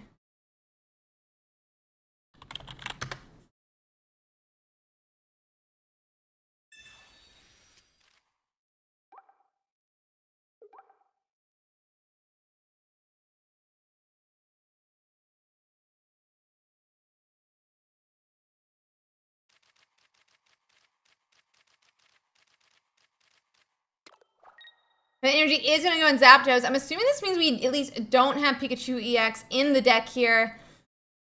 Let's see.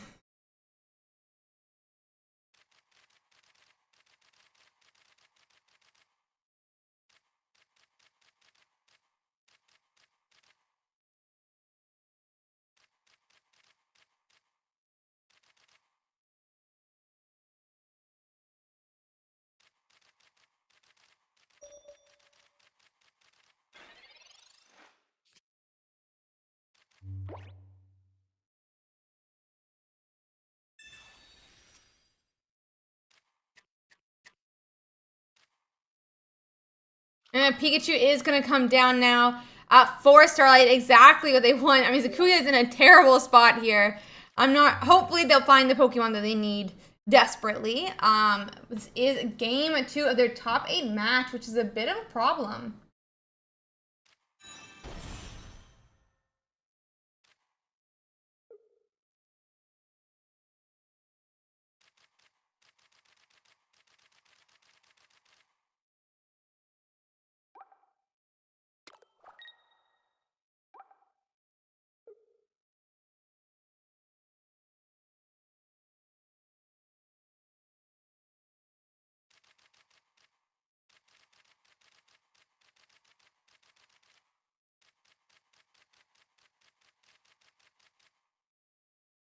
Let's see. Yeah, definitely some dead draws for Sakuya. But we've seen some Zapdoses that have been able to, you know, carry out some, you know, represent for some games before. We'll have to see exactly what goes down.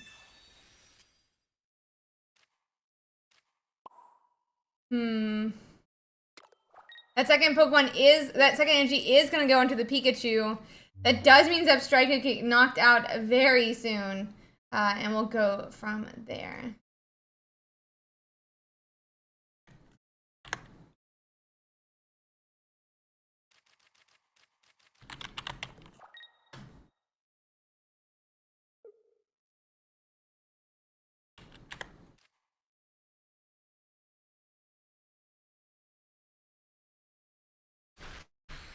Yep, we're going to see a little bit of damage to that Pikachu. That does mean that Pikachu is going to be in range of a 2 heads attack from that Zapdos if he decides to use his second attack. If we can get another Zebstrika attack off, we could potentially put the Zapdos in range 2 of only needing 2 heads if we decide to flip our coins. Potion is going to come down, though, and that is going to put him back in range of needing 3 heads from that Zapdos attack. Second energy on to that Zapdos as well, meaning he could be prepping for that, what is it, the Thunderous... I can't remember the whole name of it, but attack on to that Zebstrika now.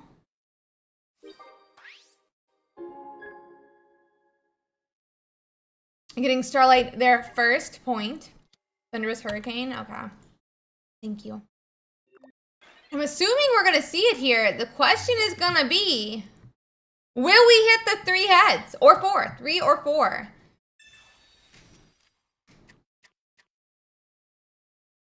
Three or 4 heads. A Pikachu is finally found for... Oh, wait, why did I put that on Sakuya? My bad, guys. Some Pokemon are finally found on the side of Sakuya here, but both of the Pokemon are going to, all 3 actually are immediately played. My gosh. Filling up Sakuya's board, but is it too late?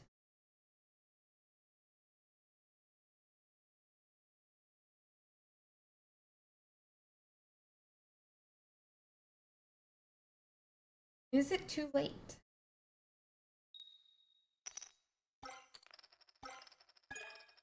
Oh, just shy of that knockout. 20 health left on the Pikachu. I think we're going to be forced to retreat here. Big ouch on the side of for Starlight. Definitely going to need to retreat here or he's going to get KO'd.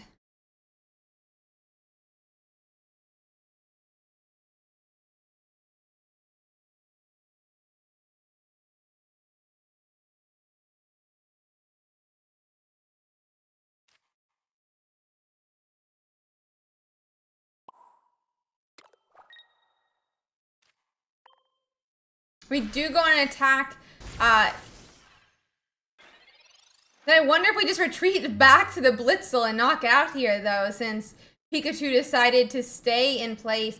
That being said, Zebstrika is on the bench. We could still see though that potion come down, which would put him back out of range. I wouldn't be surprised if we see a retreat back to this Blitzel to KO the Pikachu. We'll have to see. Even though that's a little bit risky. Definitely down to some coin flips now. Oh, we have an X speed even, so we won't have to remove any energy from the Zapdos. Question's gonna be, is it gonna go? Yep, to that Blitzel we go, and now we just need 20. Geo does not work that way. Geo does not work on the bench Pokemon. Geo does not work on the bench Pokemon attacks.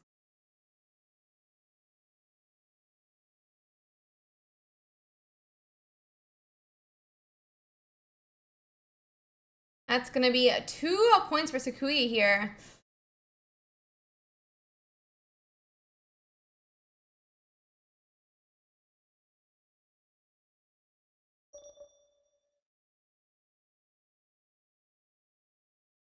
Is Sakuya gonna get the attack off in time? Okay, we do. We do. That's 2 points for Sakuya. We're gonna be, it looks like moving that Zapdos into the active. Then we're gonna have to do a coin flip for the Blitzel. Interesting.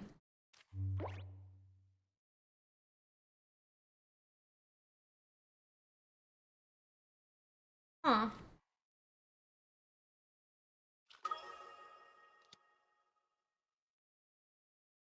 I mean, it only needs 1 heads for this action. I'm assuming he's gonna attach the second energy to Pikachu on the bench here. Ow.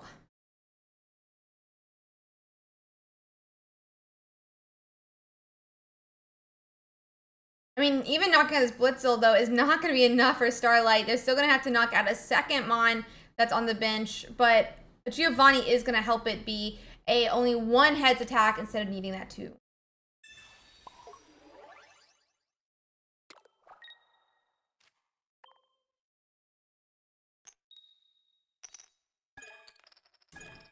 Oh, 2 heads do come down, though. He didn't need the Giovanni, it appears.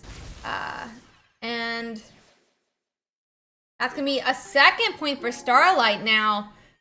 Are we going to see that Zapdos move back to the active spot? I wonder. I think we might.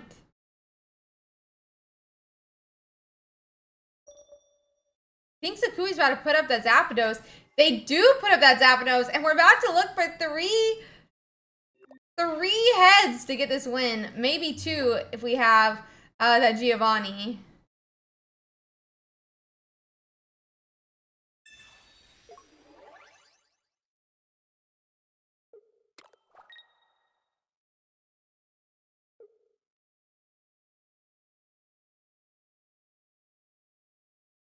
Oh.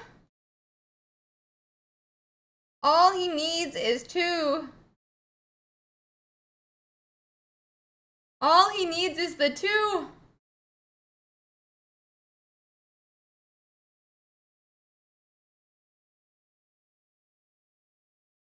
No, I can't look. Oh, 1, 2 come down. I think that's enough, but I can't see. It does knock out. That's gonna be a game. They're now 1-1. 1-1 in the set. So we are going into a game 3. Game 3.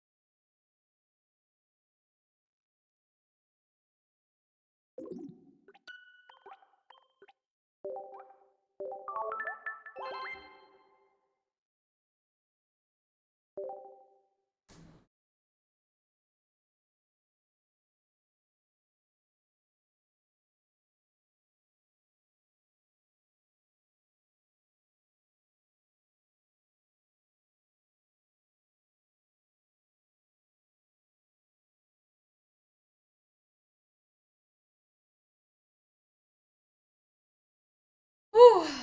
Into game 3 we go.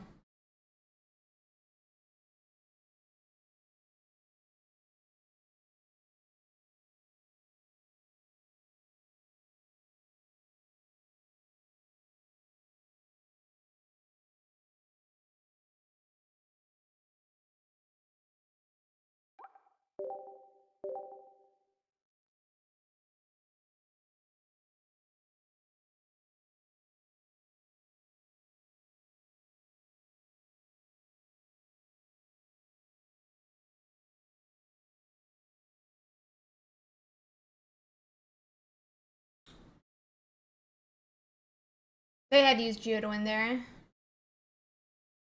Yeah, for sure. It's definitely in your favor. More than average. Still exciting.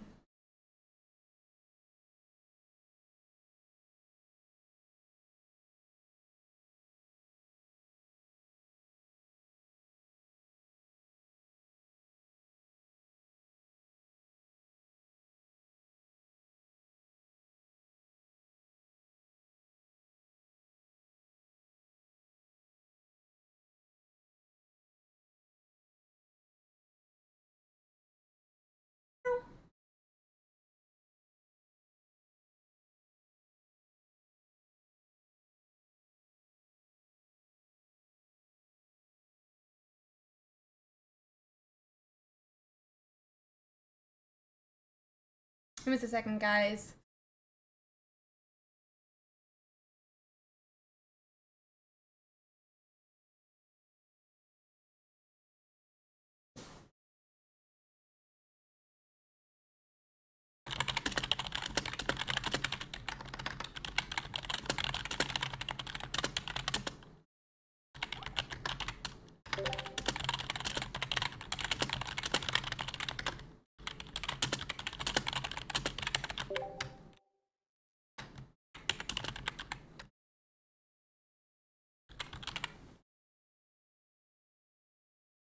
Me.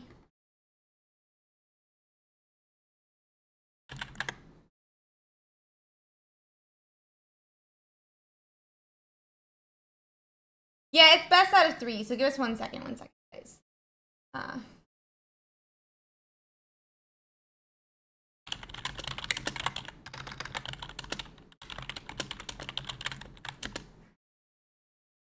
Okay.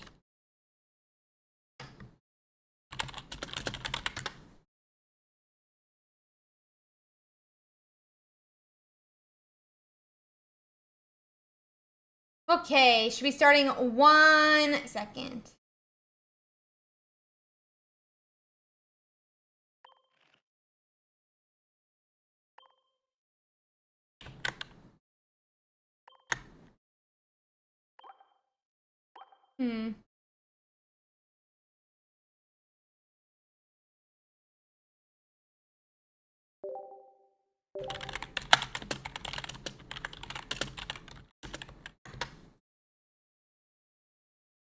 They're just getting set up in that game 3, guys. Give it a second.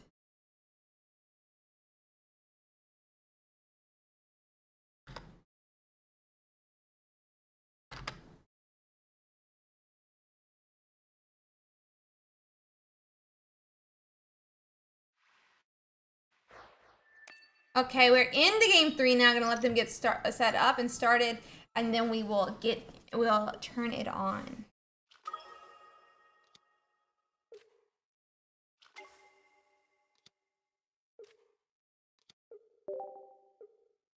Okay. We are into game 3.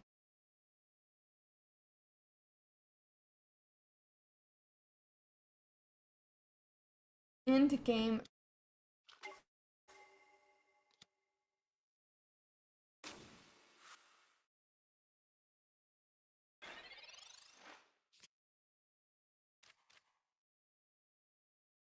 Gonna be research. We're digging a little bit deeper for some more basics for Starlight now.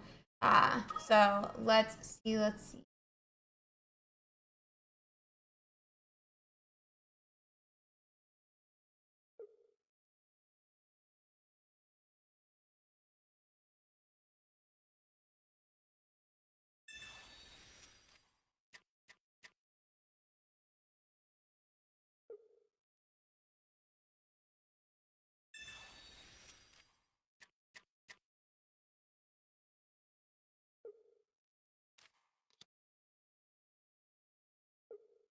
Okay. Yeah, it looks like Sakuya's is not having a great start again. Does potentially look like we're having that same Zapdos and Blitzel as the last game. And Starlight has a fully set up bench. This time, however, Sakuya is going second, meaning they have a little bit of an energy advantage here. A little bit of an energy advantage.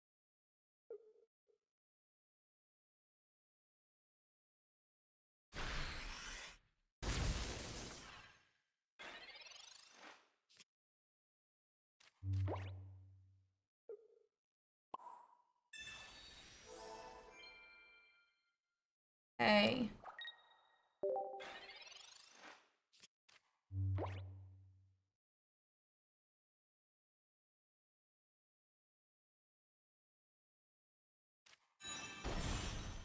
The Zebstrika does appear again, just as last time.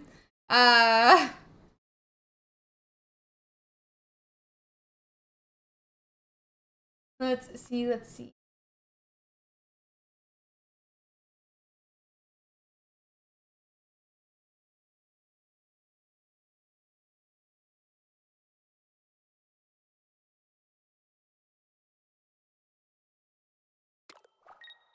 Second energy onto that Zapdos. I mean, he's only going to be able to peck this turn, but that does put him, you know, in range of 2 coin flips unless we find a second potion for Starlight. Starlight is running 2 potions, but I'm not sure if we'll find it.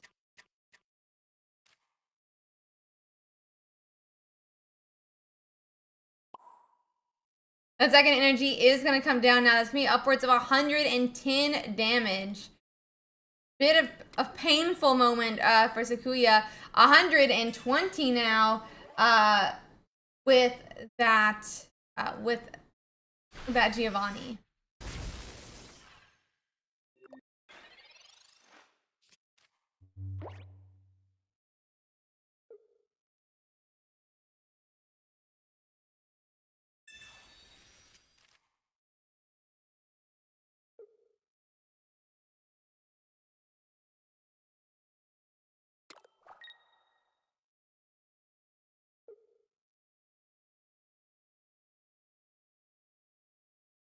I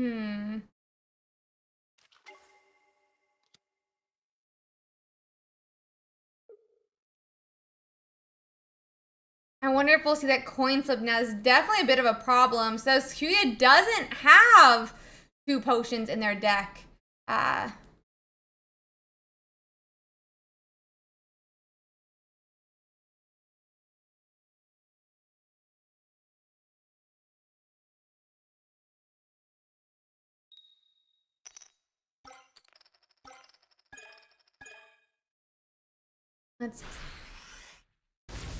Yep, that's gonna be 100 damage now into that Pikachu. I mean, Zapdos can follow up KO here, but does Sakuya have a response to this Zapdos, I wonder?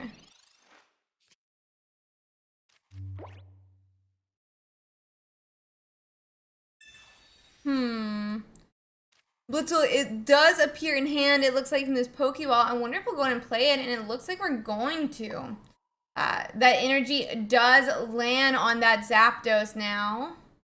I mean, that's gonna get that Zapdos is gonna get KO'd here and now. Does it look a little bit crash? Gets knocked out. Giving 2 points to Starlight. We are in game 3 of this series, meaning whoever wins this match is going to be going into their top 4. And it does appear that their opponent has already been decided. It'll be a Pikachu Raichu.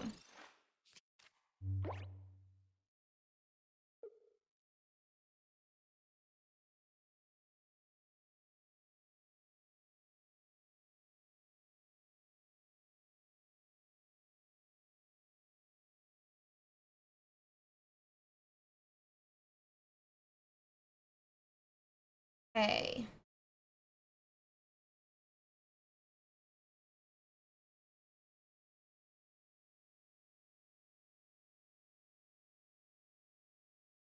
I mean, the Zapdos could, the Zebstrika could do 50 damage. Not going to be enough this turn to really KO any of Starlight's Mons. I mean, all Zapdos needs next turn is just 2 heads, and it'll be able to knock out this little electric horse.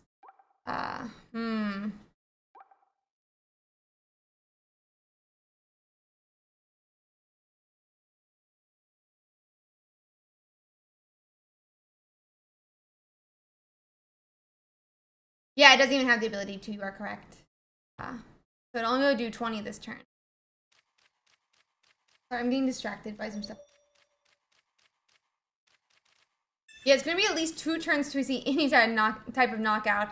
But Sabrina does come down now, and that's going to pull up one of those Mons from the bench.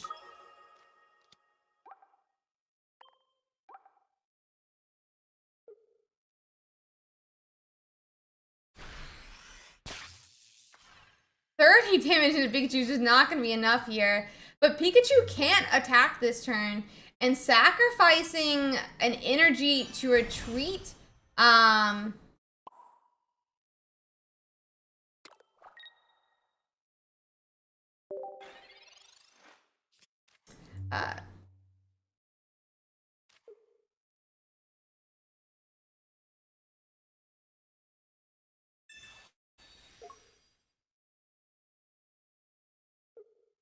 Oh, we did just go on and attach the Pikachu and leave it, though.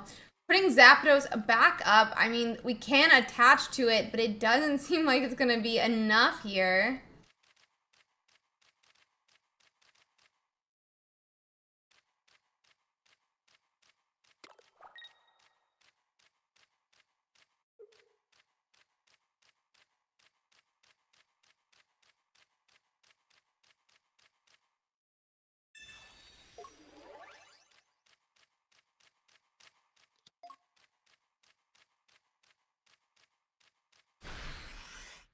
I love Pick, by the way. Pick might be one of my favorite attacks.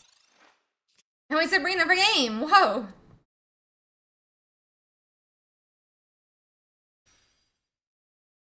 That should be a top 4 here. No, Nico lost. Nico lost.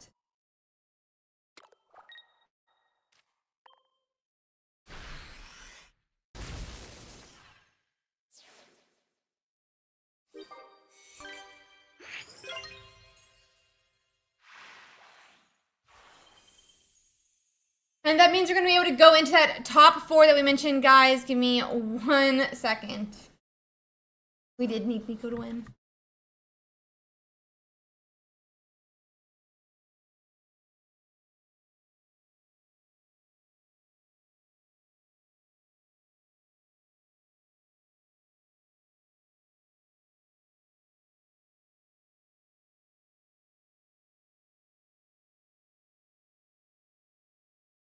Okay.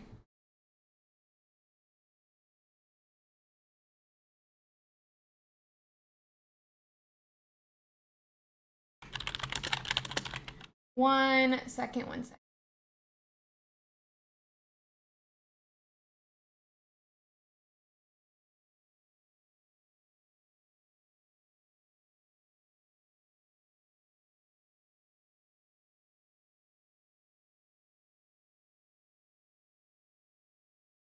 We'll hopefully be getting into that top 4 very shortly.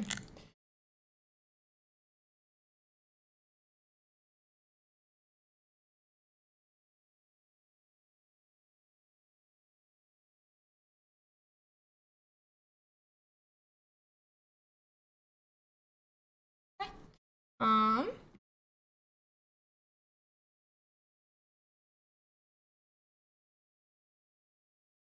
Top 4.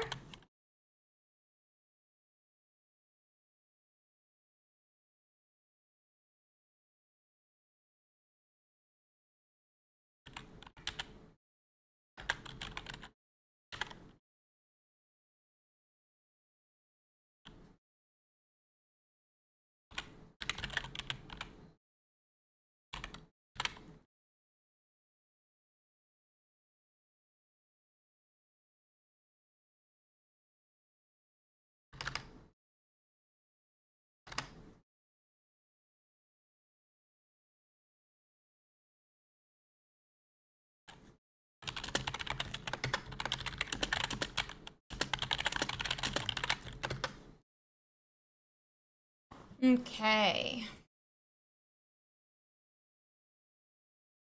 Give us 1 second, guys, and we're gonna get into our first of the top 4. We're gonna do them asynchronously, so we can watch both and go into the final.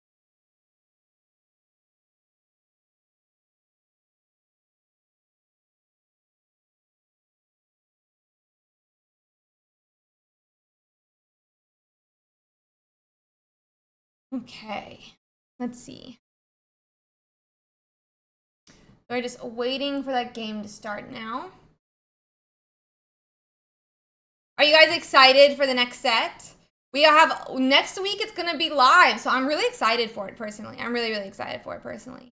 It's gonna be so much fun. I think. I'm really hyped for this. It'll be really good. I think it'll be really good. Do you think it's gonna be Arbok EX? I wonder what the 5th one's gonna be because we have Pidgeot EX. We have Celebi EX. We have Mew EX. We have Pidgeot and Aerodactyl. So we're gonna be able to, it's gonna be really interesting to see how it works. Is all I'm gonna say. So I'm very excited to see. I'm very excited. You think it's gonna be Steelix pizza? What's happening next week? Well, Tuesday the new set comes out. We're gonna have it legal for our tournament next week. So very, very exciting. I cannot wait to see exactly, you know, which mons are gonna be which mons are gonna be in this new set. They've only like announced like essentially 26 of the 80. So we'll be going from there. We'll be going from there.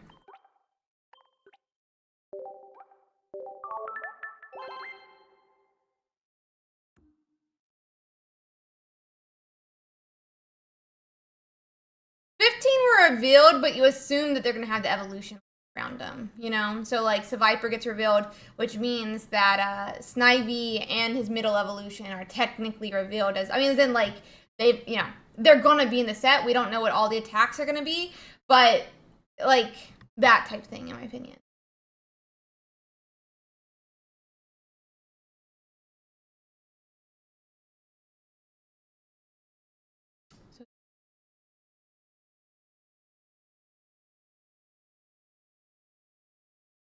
Okay.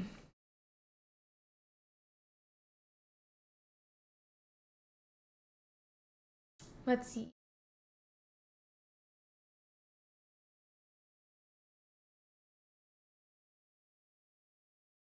Let's see.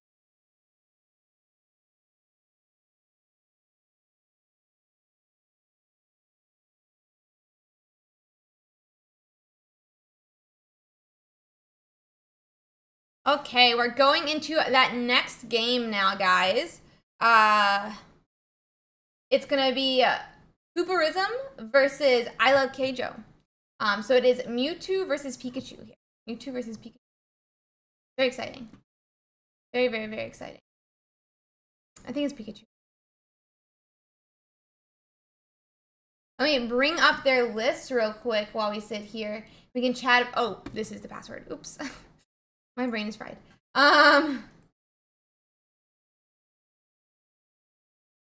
Please be the correct person. I always assume when it's another Twitch streamer that they're gonna just cover it up. I always assume when it's another Twitch streamer that they're just gonna cover it up for some reason, but I need to not do that, I guess. So it's a Zebstrika, Zebstrika Pikachu on not do that, I guess. So it's a Zebstrika, Zebstrika Pikachu on not do that, I guess. So it's a Zebstrika.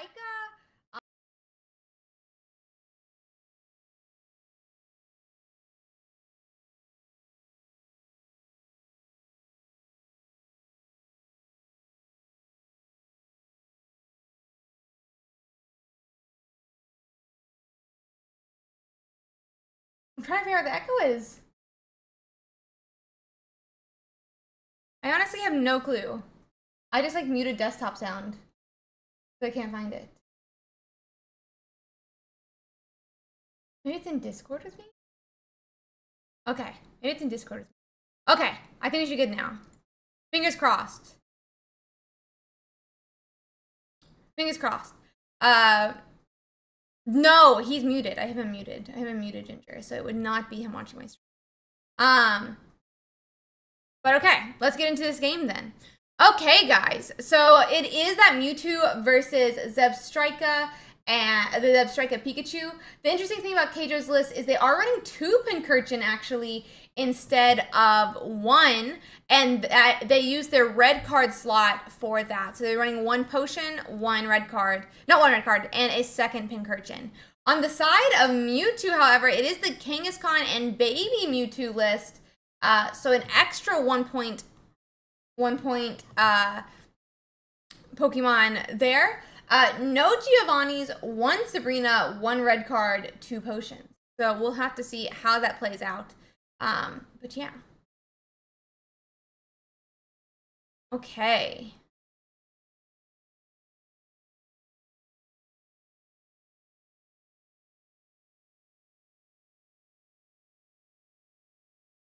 Let's see.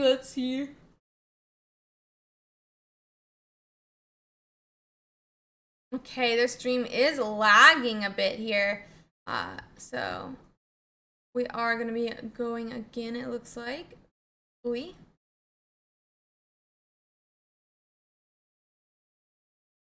Baby Mewtwo EX and a Kangaskhan on the bench, but no Raltses just yet.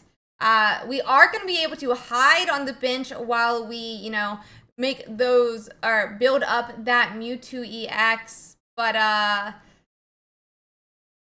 just wonder how this is going to play out here. Let me just double check, but I think Keijo should be running a Giovanni. He is running one Giovanni, so he could use that to one-hit KO that Kangaskhan later. We are going to see a retreat now to this baby Mewtwo.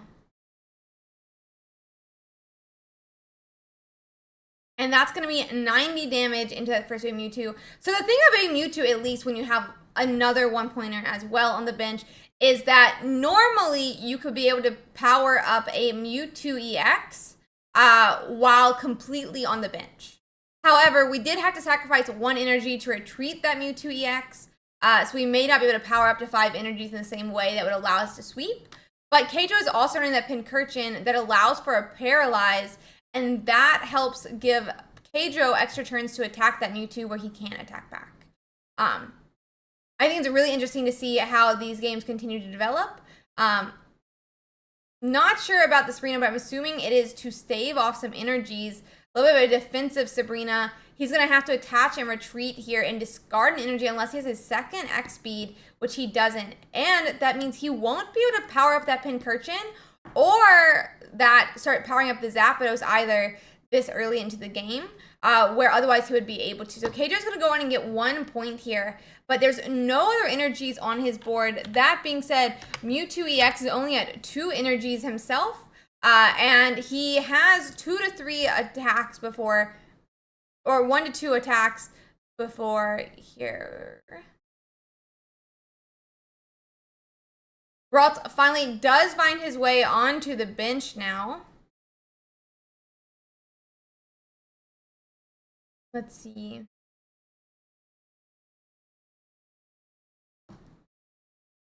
It's an effect on his. I think it was like somebody followed him. He was a follow alert. So that Pikachu, if he has a Giovanni, could attack for 100 here, which would mean that that Mewtwo EX would not get the time he needs to be able to set up to 5 or even 4 energies. Keijo, on the other hand, though, is going to need to start powering up some of these different Pokemon. Is it a Pincurchin he powers up? Is it that Zapdos he powers up? I'm interested to see what happens, but a Giovanni would put this Mewtwo EX on a timer. Instead, we're going to see a Sabrina, and it looks like we might be putting up that Mewtwo EX. We did actually put up that Mewtwo EX. Oh, he's at 3 energies. Okay. So that Pikachu can go on and do damage into that Mewtwo EX, but that Pikachu's going to get KO'd this turn as well. Interesting. We could see a retreat. It will cost energy to do so. A potion is going to come down. We don't really have energies on other of Keijo's Pokemon, though, which is going to be a really bad spot for him to be in. Next turn, we could see a Gardevoir that's going to lead to a win for Turboism.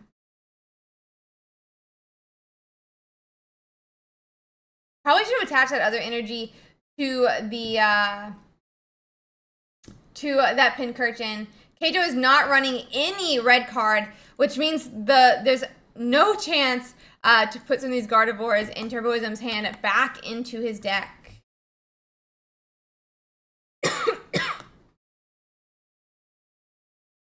Is Keijo running a second Sabrina? They are running a second Sabrina, which could potentially help to stall for some energy here. But I don't think we're gonna have, you know, those last turns. Gardevoir is gonna come down. This is gonna be a game 1 here, finishing us off.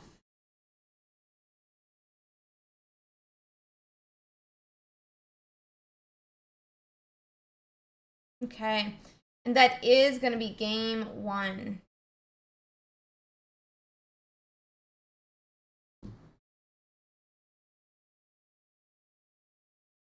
I'm going to cover up since he doesn't seem to cover up for his password. That's going to be game 1 for Turboism. So yeah. Yeah, I don't think Zebstrika has a very good matchup into Mewtwo. Raichu, however, a little bit better, but we'll have to see. I'm surprised we didn't power up the Pincurchin, but they probably know better than me.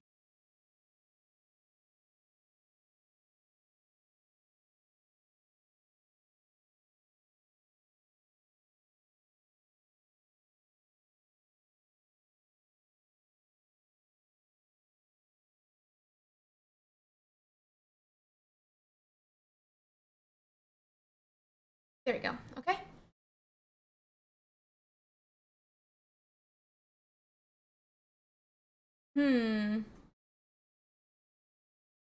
Maybe Pikachu is tired, true.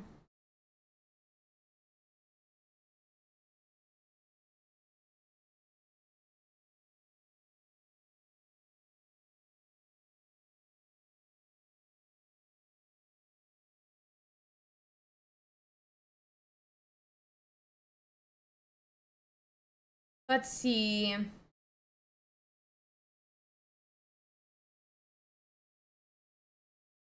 The Turboism does have the baby Mewtwo in the active, which is exactly what he wants as long as he can find a Mewtwo EX, which he does. Keijo, on the other hand, stuck with a Pincurchin. I don't know. He did not find a second Mon, but we could see some paralyzes come down here.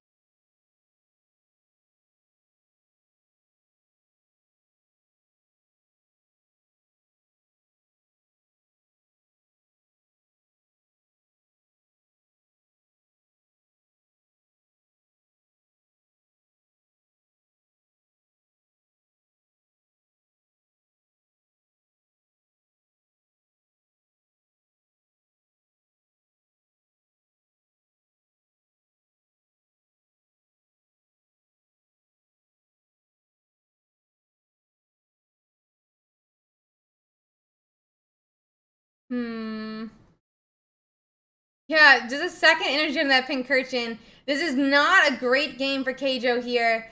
I mean, they're just brick. They don't have another basic to go down. There's nothing really for them to do. Sabrina is going to try to be used here.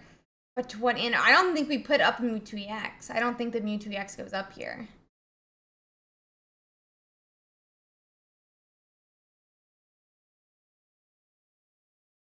Oh, but Mewtwo X does get put up here. I'm assuming then that we're hoping, I mean, I guess it does take, what, 5 of these to land for that, but we'll have to see. Ooh, no paralyze. That Mewtwo X is going to do 50 damage this turn. A short timer for Keijo to be on.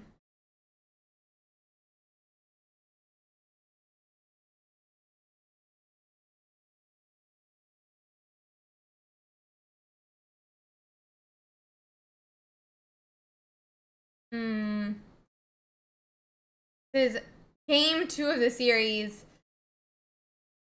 And we're already into turn 3. Pikachu is found for Keijo now. Was he holding it? Oh, he's got a Blitzel as well. Energy onto the Pikachu.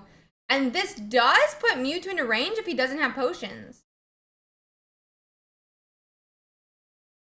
Oh, and we land heads this time. We land heads this time. If we can get one more basic next turn, Pikachu could KO that Mewtwo EX. A potion is going to come down, though. We got a Pincurchin and a Dream, honestly. I think we might see it one more turn. But will we? I mean, no Curlia yet. We could see a second Paralyze. I mean, Turboism can take a point, right? Like, and Mewtwo returns back. I wonder where the correct place to attach these energies are. We'll have to see. We do attach it to the Mewtwo on the bench here.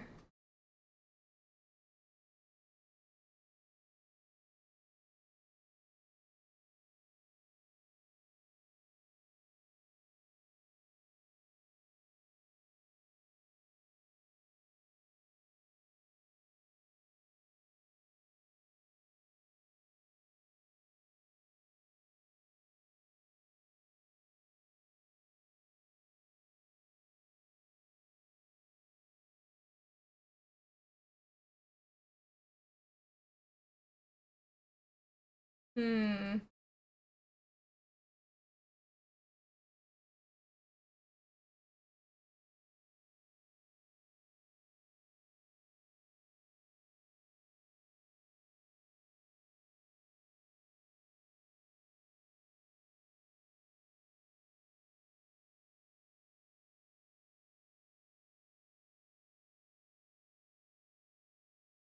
It does look like we retreat back into Pikachu now. I mean, there's no Curlia here to, evolve into a Gardevoir. The max this Mewtwo can do is 50 damage into Pikachu. I don't think this is a bad play.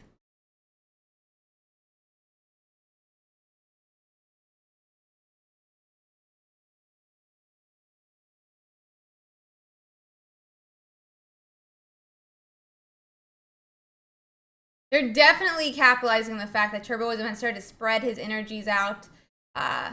No question about it.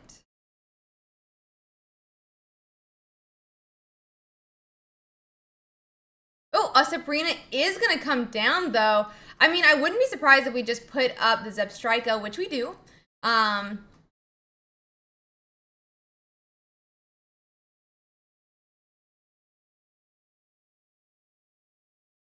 Let's see.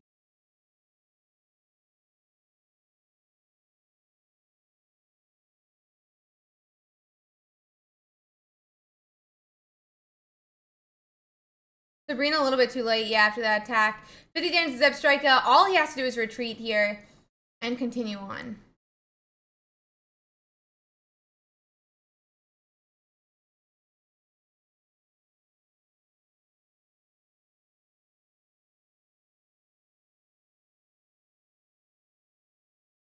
I mean, we can just attach and retreat on this Zepstrika, KO the Mewtwo. There is a problem, which is that baby Mewtwo has 3 energies on it. It has them like mainly blocked out at the bottom, but you can see them here. It does have 3 energies on it, which does mean Pikachu could get return KO'd if we swap to Pikachu. A potion is going to go in that Zebstrika. I wonder if we just hit with Zebstrika here into this Mewtwo, capitalizing on the fact that, once again, Turboism did not attach to that Mewtwo in the active spot, and instead started powering up a different Mon. And we do go on and do that. So we are going to capitalize again on the fact that Ralts is not a Curlia, that Turboism is not powering up his Mewtwo EX. And we're going to use a potion to say, no, you got to put in that Pikachu. You have to put in that Pikachu.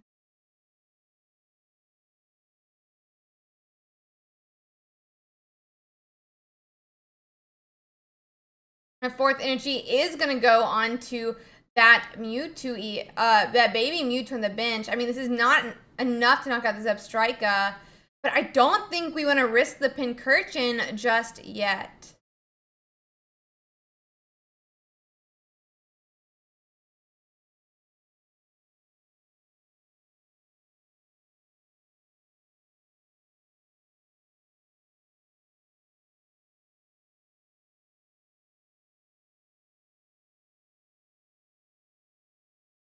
Okay, so Giovanni is going to work this time. That's going to make Mewtwo EX get knocked out with 40 damage. Giovanni does work on the active Pokemon, does not work for benched Mons.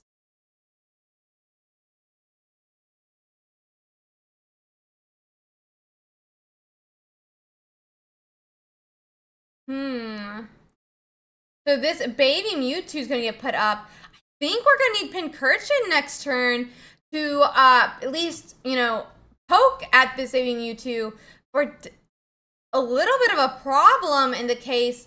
I think we have 0. He has everything covered up, though, so I can't really see. I think he has 0.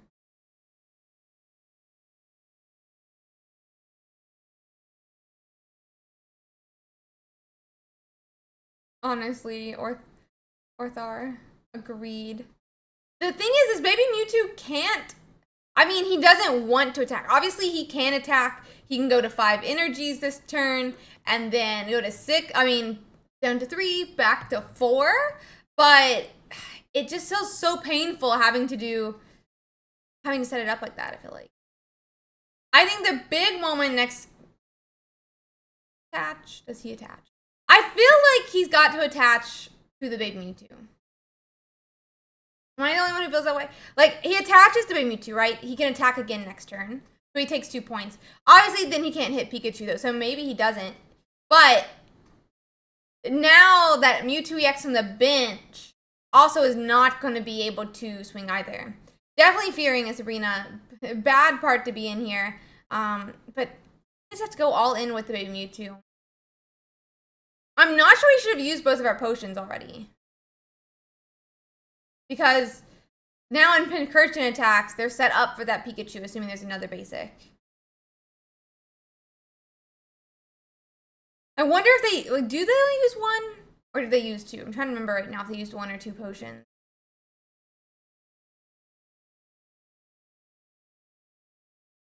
So we have 30 damage here. It's a huge question. Do we hit, you know, we get heads? We do. That's going to be a paralyzed. Now all Cage is going to have to do is retreat, and they win game 1. I also forgot to put the points. I get way too into, there are 2. There 1.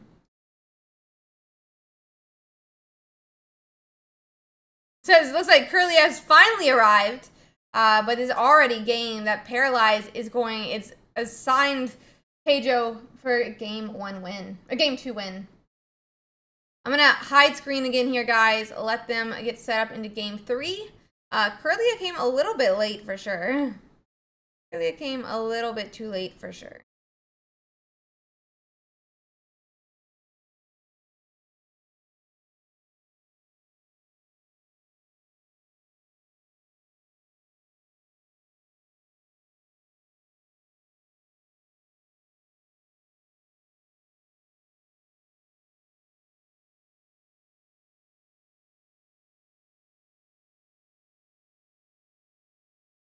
It appears his attack has...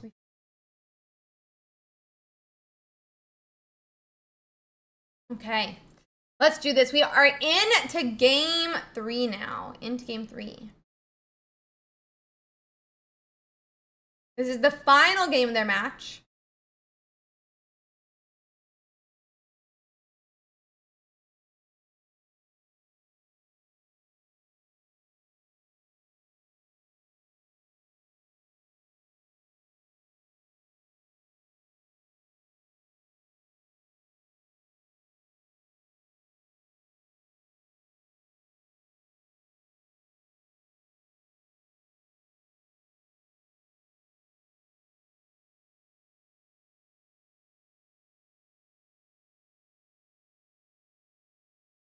Let's see. We're starting Kangaskhan this turn. Baby Mewtwo on the bench and a Ralts, but where's our Mewtwo EX? Keijo was able to find the Mons this game, or at least 3 of them, but will they find the 4th they need on the bench to be swinging for a 90? Turboism does find his Mewtwo EX, and he is going second, so he is going to have that energy advantage as well.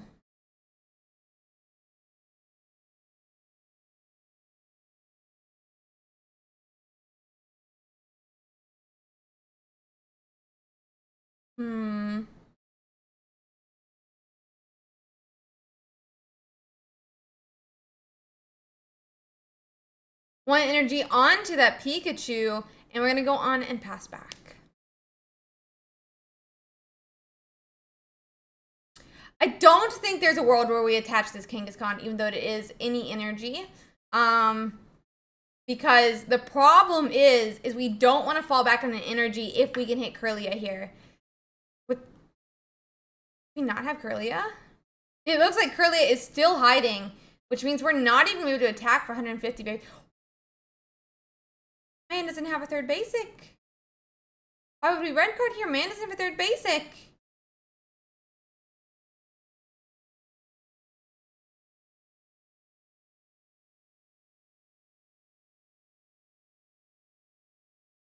That being said, we're in game 3. We'll have to see how it goes.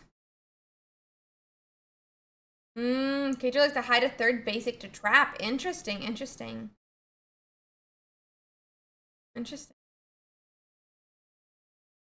We're getting to know our players. We're getting to know our players. Interesting. But we'll have to see here.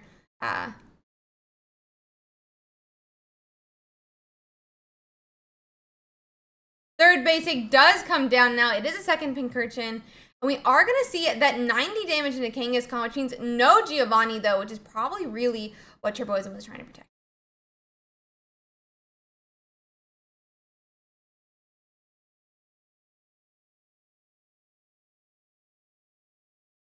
Let's see. I wonder if... I don't think we're going to see that attach just yet to Kangaskhan. I don't think that's how that's going to go. We did just go ahead and pass back, though, instead. And we're going to, it looks like, retreat back to that Zapdos EX. I think Mewtwo should have 3 energies on it now. So we are a little bit concerned about that 150 attack next turn. But we can take one. We can take one hit. So let's see.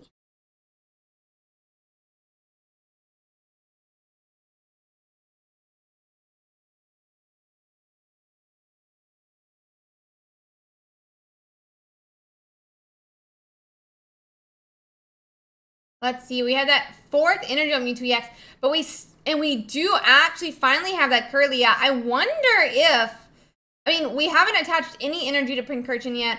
We can't really do that same follow-up attack that we normally do. I just wonder, we go straight to Pikachu here. We need another basic. Are we just hoping he doesn't have Gardevoir, or where do we go from here? We have that Zapdos as well.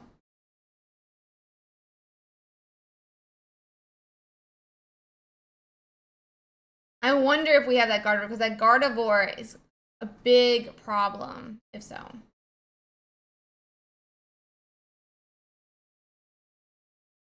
Yep, we're going to go on and do that 90 damage here, guys. But I think that is going to be the end of it. And that means Turboism will be going into the finals. Yep.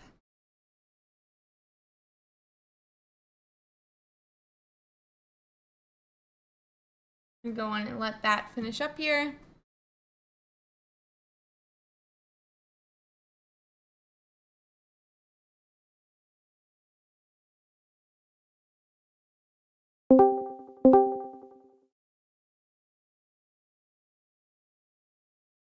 Give me 1 second, guys.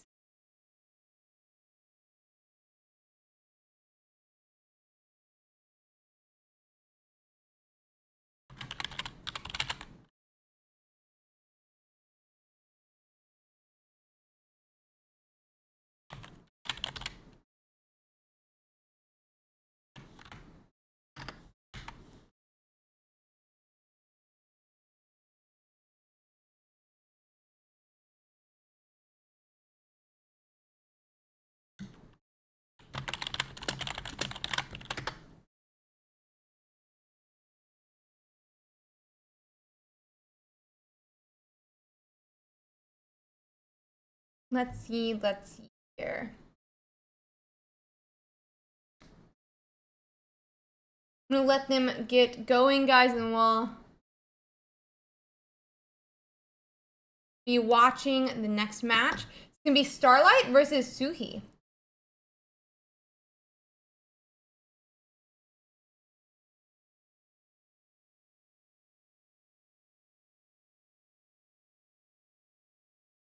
It's a Pikachu Zebstrika versus a Pikachu Raichu. Starlight is running that Zebstrika, 2 potion, 1 Giovanni, no red card. And Suhi is running Raichu, no Magneton, 1 Lieutenant Surge. 1 Sabrina, 2 Giovanni.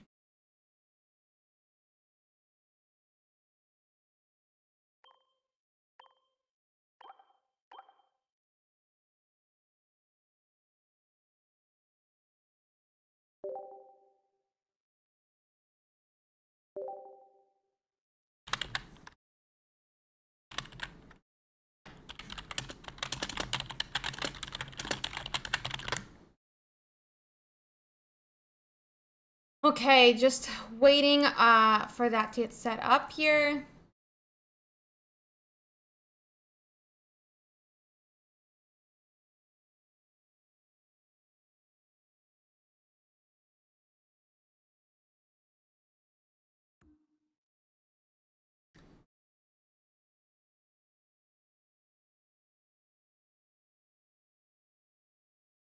Give them one moment.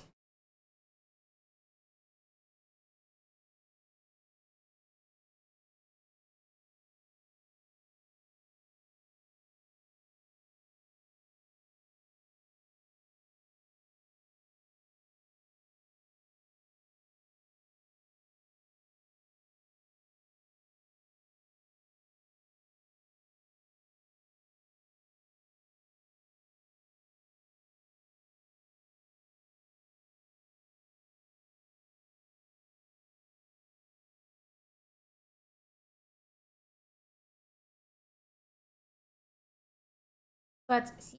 Pichu's definitely the cutest. Pichu's way cuter than Blitzel. Just saying. And I love horses.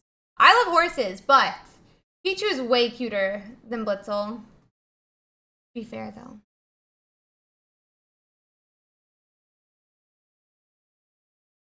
Pichu, wait, but you don't evolve from Pichu in this game, so do you count it Pikachu or the mini horse? I don't know.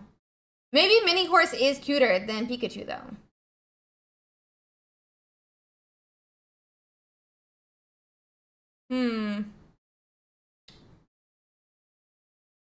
We're just doing.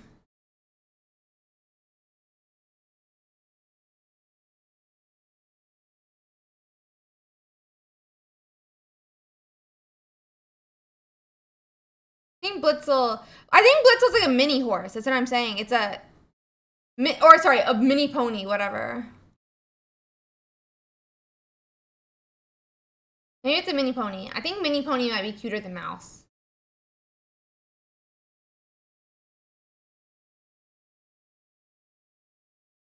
If you're out of 5 Pokemon, I hug them all. Valid. Very true. Very true. I thought Blitzel was a. Well, I'll look up what Blitzel is. Blitzel. I think Blitzel's a mini pony. Blitzel is. Is the electrified Pokemon. Bro, just say it's a mini pony. Don't say it's the electrified Pokemon. That is the dumbest name. It's the electrified Pokemon, guys. My bad. I'd rather have a pony. Exercise, we're waiting for the game to start. The game is not started yet. It'll be up the moment it is, I promise. Worry not. Worry not. I'm here for you, buddy. I too want to watch.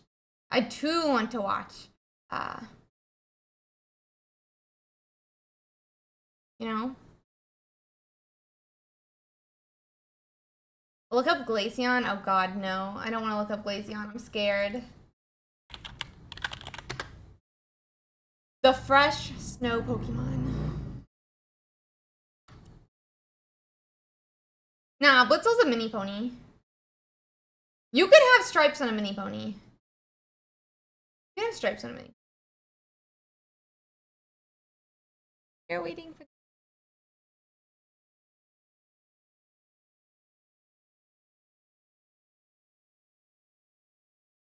Oh, there's stream froze.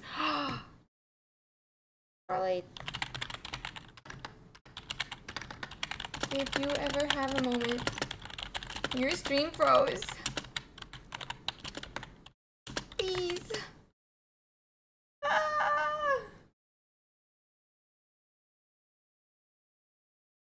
Please. Guys, there's a small problem where a stream has frozen. Give me a second because I think we have a problem. So Major, it's not my PC, buddy. It's not my PC, buddy. It's people streaming from their phone, buddy. Give it a second, guys. We have a little bit of a stream frozen moment. I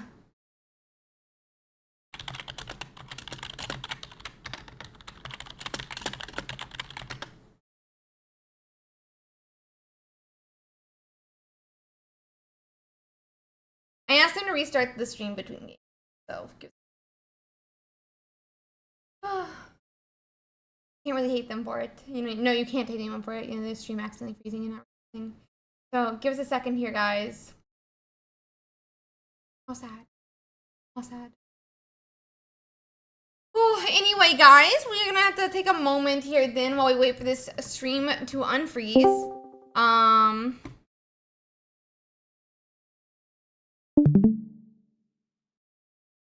I can try leaving and coming back if that's what Pirate's trying to point out here. But, you can't, young one.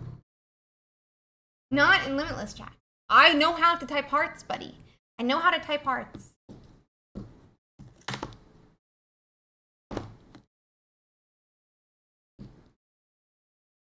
No mansplaining how to do a heart, okay?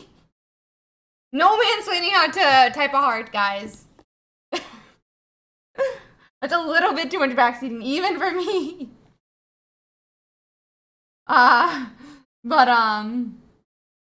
Let's, give it a second, guys.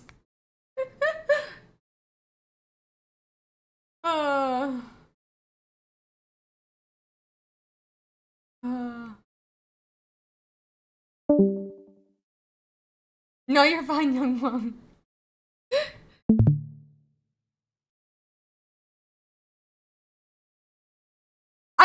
I mean any vaccine. That's how hard, guys. I know how to type a heart.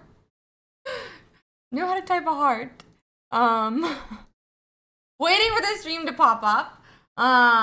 So 1 second here. 1 second, guys. We have a little bit of a problem as we have a stream that is down. I'm gonna see if I can leave and come back. I don't know, but I didn't fix it.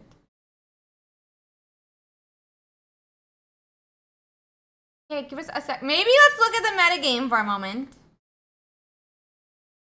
Now you guys can share one with me. Do you have any funny jokes? Great question. Anyone have any funny jokes? Just so you can see what I mean by the stream is frozen. Let's check out the metagame, because I can't really fault someone for the stream freezing. And not looking during a tournament. Totally understandable. It happens. I'm just gonna quickly put this on another screen where I can, you know, see when they're able to get that back up. So 1 second there. You're gonna see some EV decks. No EV decks, sadly. So why don't we? Let's take this moment though to give a huge shout out to our sponsor. I am so appreciative to John and XP Collect for being willing to sponsor this tournament. Thank you so much, John. Thank you so much, XP Collect, for putting, you know, your trust in us. And also, I think it's great for the competitive community to be able to have this large of a Pokemon Pocket prize pool every single week. It's absolutely awesome, and I'm so appreciative for their support. Obviously, we couldn't do it without them. And we really appreciate it. They are a card shop up in New Jersey, so if you would like to order from them, guys, they do Pokemon. I think they do OP. I think they do Yu-Gi-Oh! And they've supported a couple other communities in their tournaments. So, you know, you can always do your pre-orders through them. Very appreciative to them. So, yeah. Very appreciative. Yeah, I was shocked as well. Absolutely insane. We actually saw one Charizard EX in the top 32 this week. Meanwhile, we had 2 Marowaks make it all the way to top 32. We had one make it into that top 16, but all sadly, sad to say. Meanwhile, it was mainly a Pikachu metagame and Mewtwo that we saw this week. So hopefully that'll get set up. Starlight did win game 1, and we are waiting for that game 2 now. And hopefully Starlight will be able to reset that match.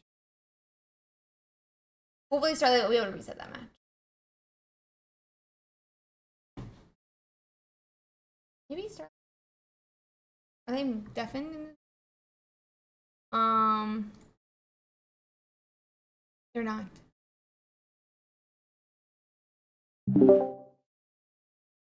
Hi, Starlight. If you can hear me, your stream crashed. Is there any chance you could restart it between games? Sorry.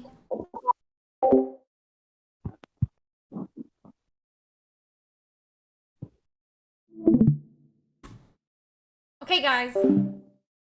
They are restarting it. They're restarting it. Starlight's the best. I think.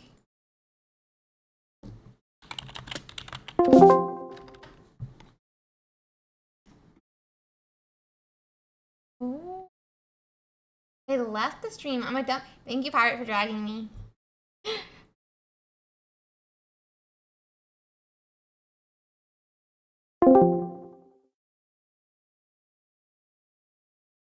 Okay. It's fixed.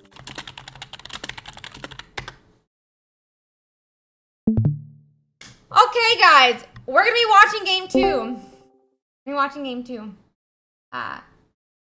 Xander, out.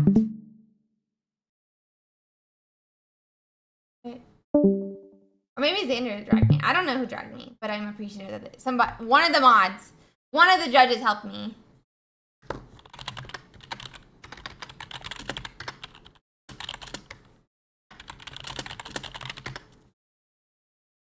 One of the mods helped me. I think it's Pirate, but maybe it was Xander. I don't know. Anyway, thanks for the help, guys. Not Xander? Okay. Okay. Never mind. It was just Pirate. Thank you, Pirates. I assume Pirate. Okay, guys. Let's get into this game. I'm going to pop it out. We will get going. Okay. Let me just make sure everything is correct. And we'll get into that game 2. We'll get into game 2. No, my mods are great. They do so much work for me. They do so much work. You should always give a huge shout out to both the mods and the judge team. They do so much work and I really, really, really do appreciate it. They are the best. They are the best. Especially when I'm having a busy week. They are the best. Could not do the stuff without them. So huge, huge, huge shout out to the mods and to the judges, obviously. But yeah, so let's get into this. It is that Pikachu Zebstrika that we were talking about versus the Pikachu Raichu. So let's see.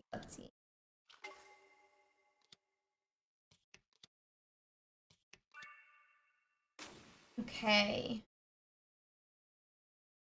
Let's see.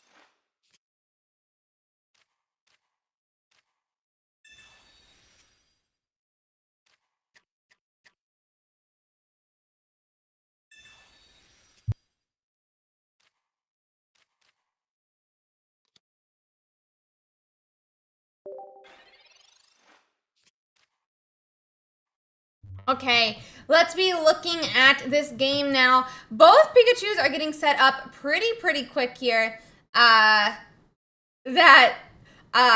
You know, we have that Pikachu in the active spot for both. They both have their supporting attackmon on the bench. A Blitzle is down, a Pikachu is down, and they both also have Zapdos EX. We'll have to see who gets those 3 mons first. But Pikachus are able, have to 2-hit KO at minimum. But having a 3rd mon down does mean that you can't potion out of that 2-hit KO. Whereas having those only having 2 down, you could potion out of range of getting a 2-hit KO. So let's see here. We do have that energy attached coming onto Pikachu on the side of those 3 energies. But with that energy advantage on Suhi's side, we're not going to see an attack just yet. We're not going to see an attack just yet.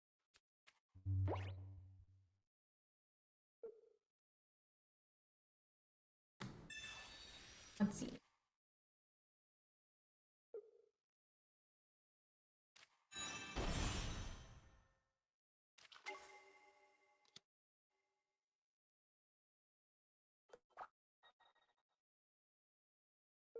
Don't be frozen. Please don't be frozen. Please don't be frozen. Please don't be frozen. Oh no. Oh, we're good. We're good. We're back.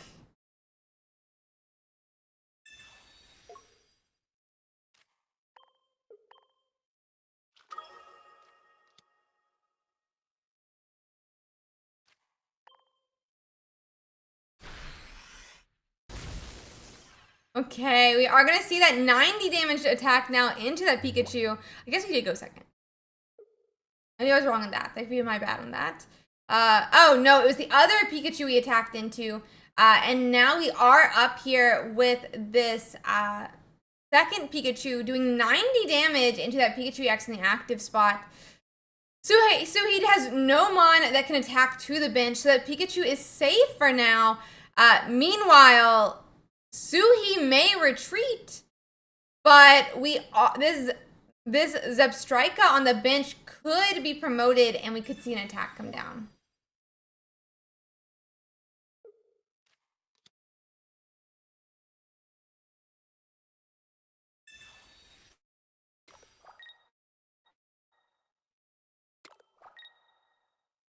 We could see that instead, though, it's actually Raichu who's going to follow up. This is a little bit of a problem. But that Raichu that follows up, that's going to be 2 points for Suhi. That being said, there's now no energies on Suhi's bench. And that's going to mean that this Zepstrika is at least going to be safe for a turn here. Yeah, for sure, it happens.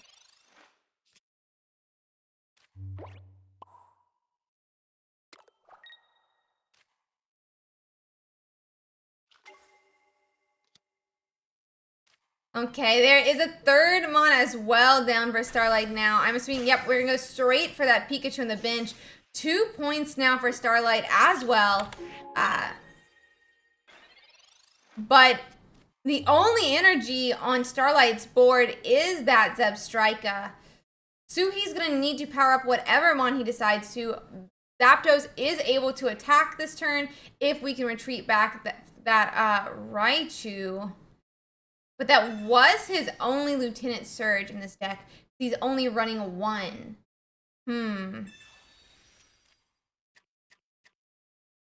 Pokeball is gonna come down now. It's based on their language, Roddy. So Starlight is French. His card's in French. Sabrina is called Morgane from France. I don't know how to say that. Okay, a Pincurchin actually comes down to Suhi's side now. No Pikachu EXs on that bench, but Pincurchin does allow for some paralysis. Also, it does enough damage to knock out that Pikachu if it did get promoted. Let's see. Yep, a potion from that Pikachu now is going to put it to 50 health, putting it right outside of range of that Pincurchin's attack.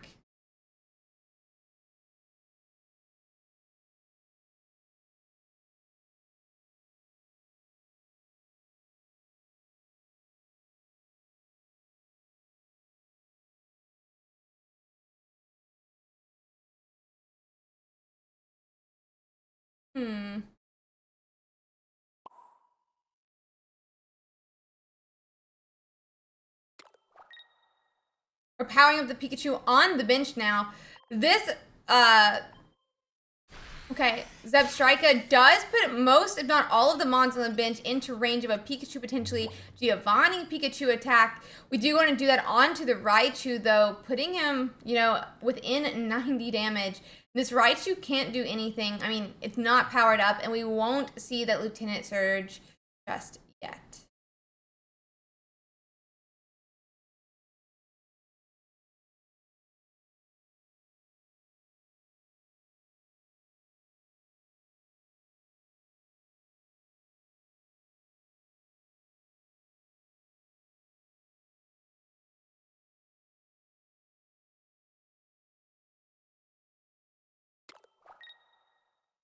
Okay, 1 energy on to that Raichu here.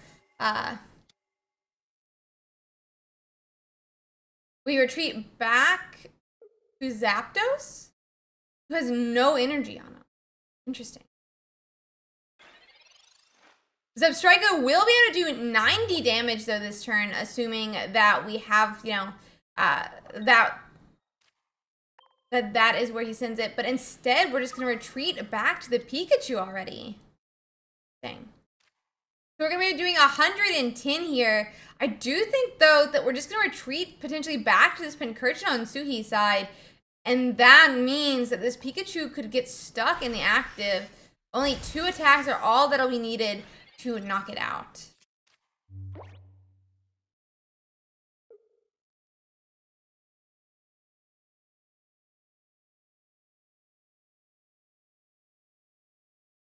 I'm not sure. I wonder if there's somewhere they didn't want Zebstrika to get stuck.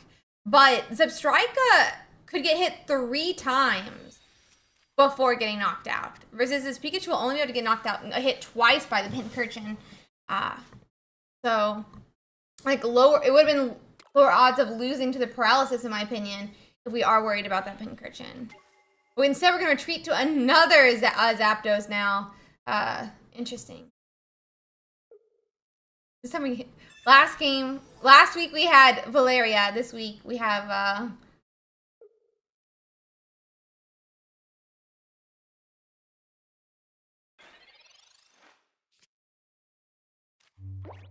okay.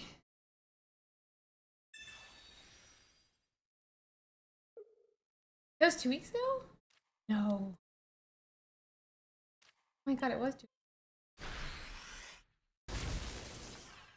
But we are going to get a knockout into that Raichu from that Sabrina. That's going to be a game 2 for Starlight now. And we will be going to our finals, guys.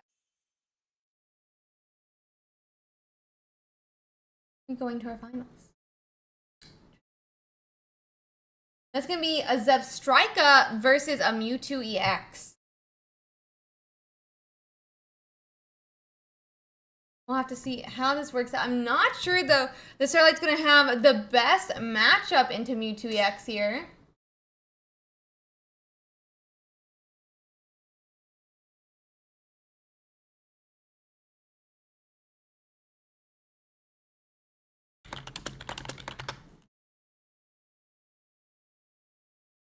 Okay. Oh. Give me 1 second, guys. We are going to stream it from Timbarin's POV, I believe, is my plan. So give me 1 moment. Superism. I don't know why I said Timbarin.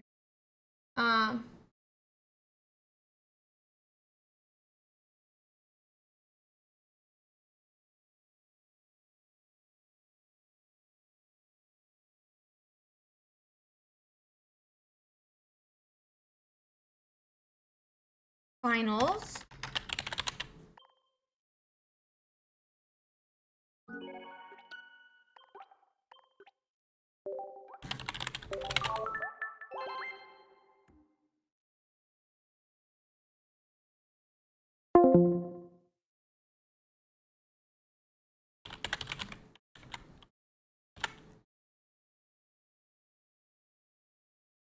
We'll go on and reset the points.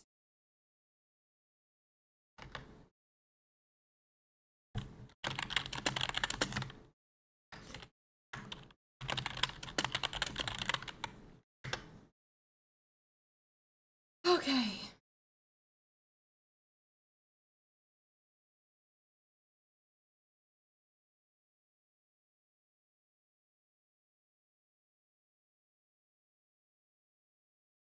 I'm gonna let them get started because I don't trust him not to show the password again. Stop showing the. Don't trust him not to show the password again.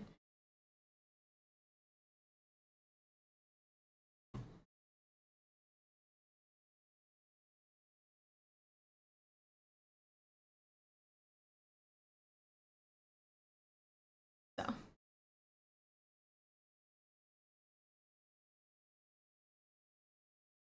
Let's see.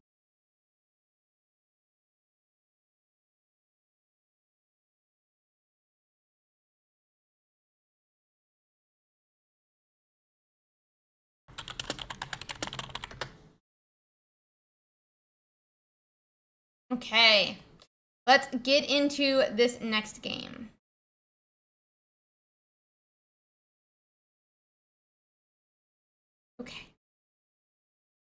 Okay. Let's see, guys. Let's see.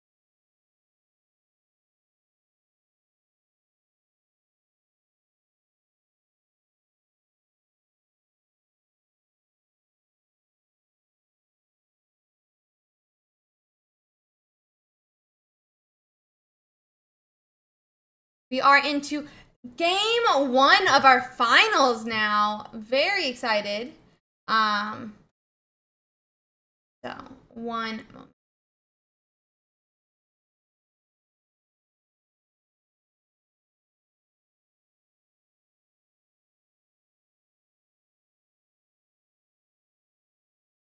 So that Blitzo is going to go in and start poking into that Kangaskhan, but Starlight doesn't have a Pikachu down yet. Okay, Kangaskhan is going to start responding in kind, though, it seems. I mean, 2 heads to knock out this Blitzel, but only 1 heads comes down, meaning it's going to be at least a 2-hit KO. This Mewtwo goes anywhere.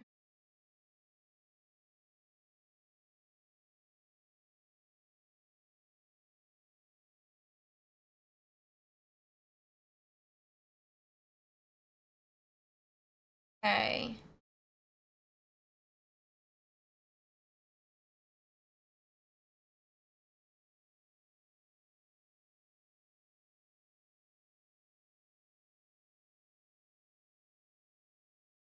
That's going to be a 30 damage this turn from Zebstrika, but Zebstrika is still in range of a 2-heads attack from that Kangaskhan. We're seeing another Pokeball come down. Tuberism is going to want to beef off his bench a little bit more, potentially finding that baby Mewtwo, which he doesn't get, and still going to be looking as well for that Kirlia, that Gardevoir, and those, I mean, the whole evolution line as he tries to get his Mewtwo set up. Only 1 heads again, meaning no knockout onto that Zebstrika. Just. Oh my gosh. Starlight still without a Pikachu on the bench or a Zapdos. This doesn't seem great for Starlight going into game 1.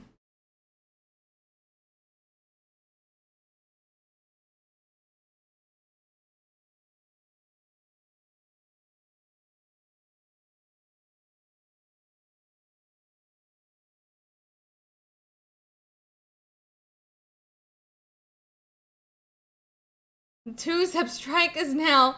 But where's our Pika? Or Pincurchin at that. Pika or Pincurchin. What are we supposed to do?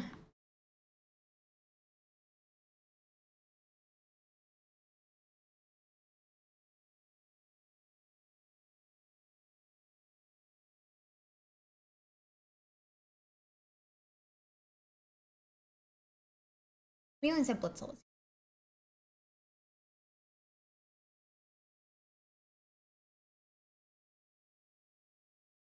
This time we are actually poking into the Ralts though instead. That Ralts could get 2-hit KO'd here. Does Tuberism have a potion for Ralts though? Pikachu X finally comes down on Starlight's side. Maybe we still land?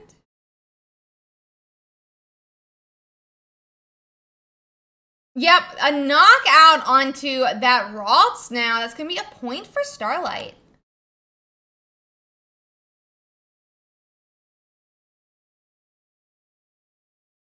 Another Pokeball. I mean, that's a 50-50 baby Mewtwo. Yep, or Ralts. I'm sure they wanted a Ralts, though, but maybe it really doesn't matter. These 2 tanks are going to allow this Mewtwo to get powered up on the bench without a Gardevoir. Oh!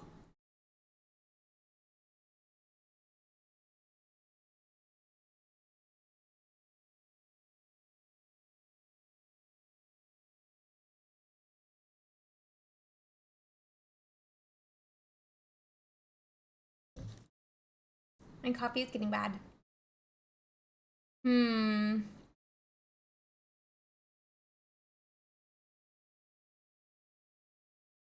That Pikachu could KO now, but that Mewtwo I think is going to be at 4 energies this turn. We're starting to poke at the Mewtwo, actually. Who cares that Kangaskhan is inactive? He is going to need both X speeds to be able X speeds to get that Kangaskhan out of the active spot. Unless he decides to put just that many energies onto the Kangaskhan himself. But we're going to coin flip again. 1, 2 this time, meaning we do get a Zebstrika knockout for Tuberism, but we have a second Zebstrika just sitting there on the bench.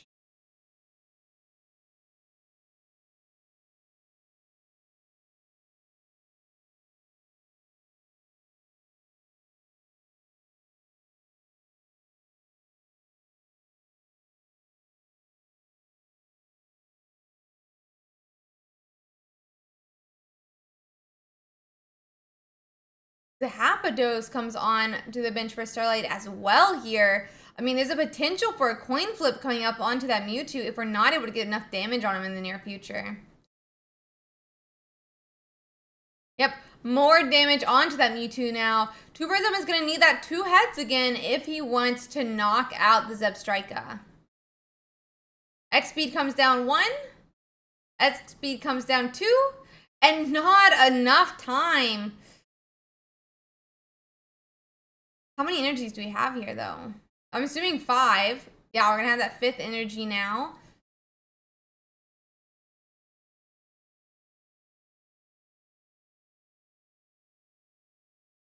I don't understand what the attachment to the bench Pokemon.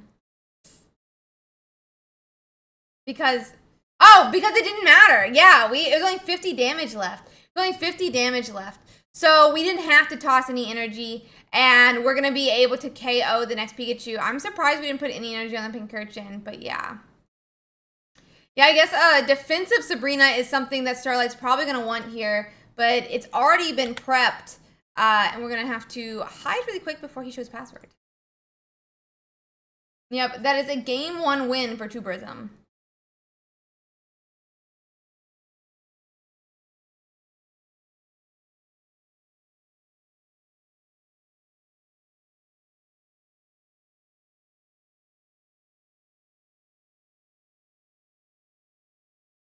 Okay.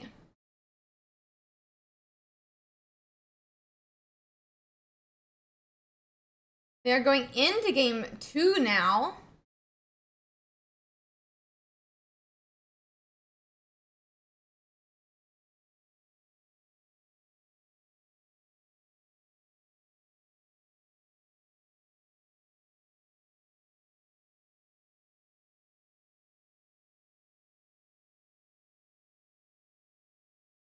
Let's see.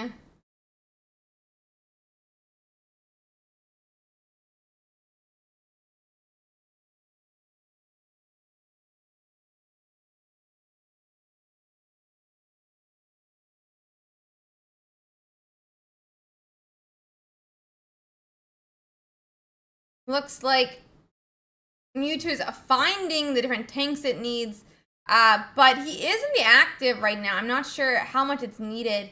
Oh, thank you, Xander. Sorry, my brain is like a little fried today.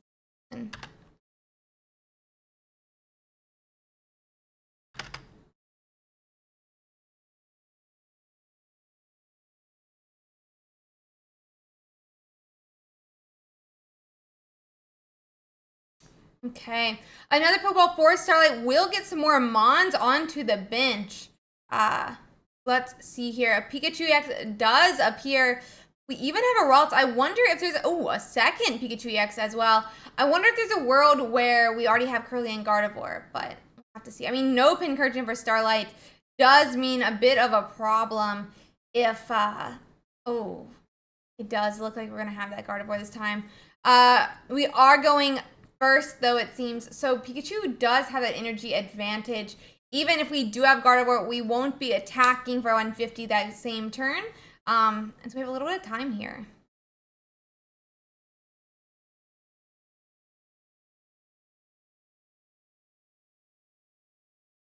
If we have X speed, Pikachu could already attack for 90 this turn. X speed, Starlight? X speed does come down for Starlight now. That gets gonna be a retreat back and 9 damage onto that Mewtwo EX. A turn before it can even do swing for 150.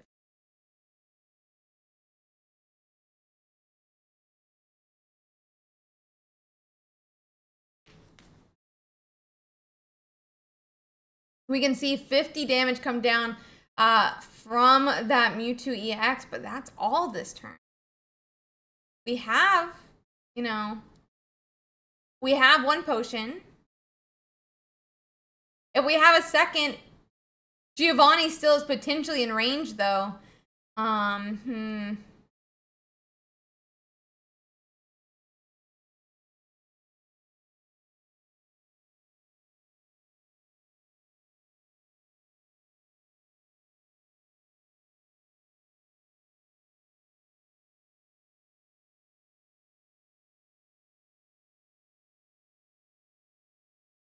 Anywho, are we gonna see retreat? It looks like we're retreating back to the Kangaskhan now.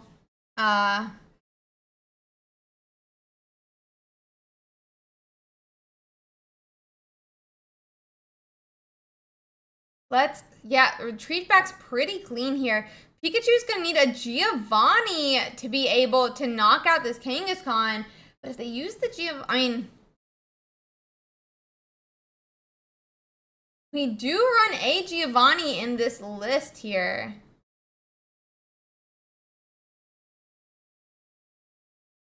X speed coming down onto this Pikachu.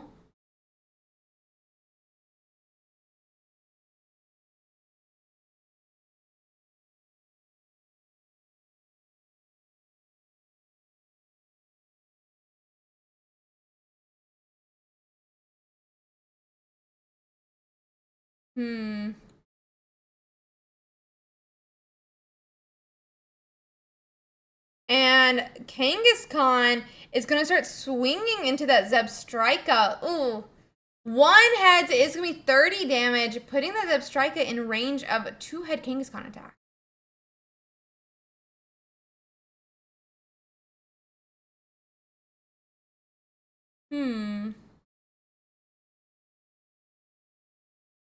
I'm assuming, potion comes down, meaning we're completely safe to continue attacking into that Mewtwo EX. And with that use of X speed last turn, we don't even risk being able to get hit for 150 by that Mewtwo EX.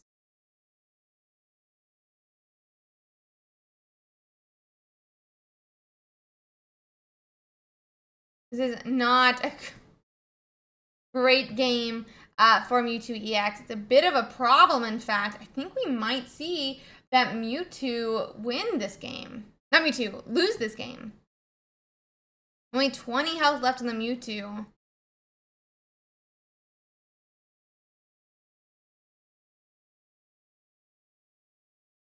And we don't have another X speed. I mean, yep, that's going to be game 2, and we're going into game 3 of our finals here. It's going to be I'm starting to say Stargo now, by the way, because after someone pointed out that the copy pasta is supposed to rhyme, I realized it's just to be let's go Froggo, let's go Stargo.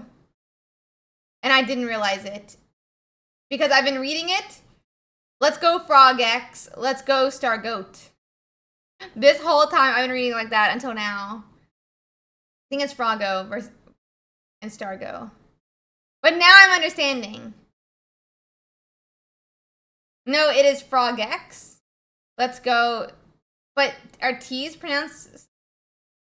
Yeah, no, I think it's just I think it's accent. It rhymes, right? Don't say that, guys. No, let's not make jokes like that from the judge group. Let's not make jokes like that from the judge group. Please. Not from the judge group, guys. Oh. I know y'all are friends, but still.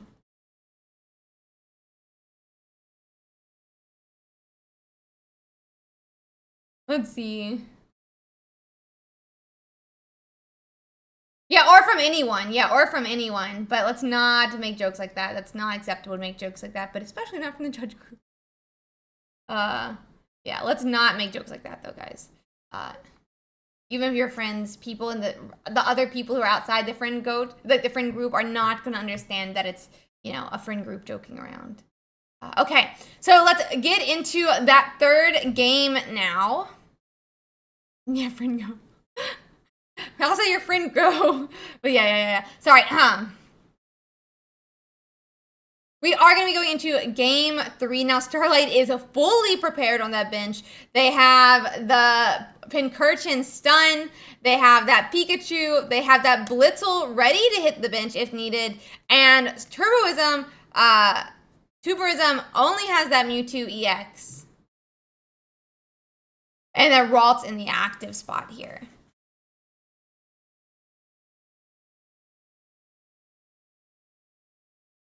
It's definitely a little bit of one. Starlight in a very strong position here. At first, energy is going onto that Pikachu, but they are not leading with that energy advantage, sadly.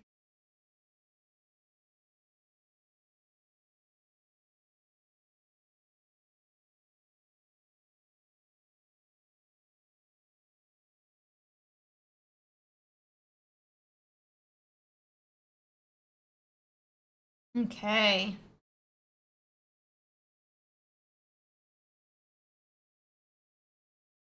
That's going to be an XP coming down this Curly to protect it on the bench.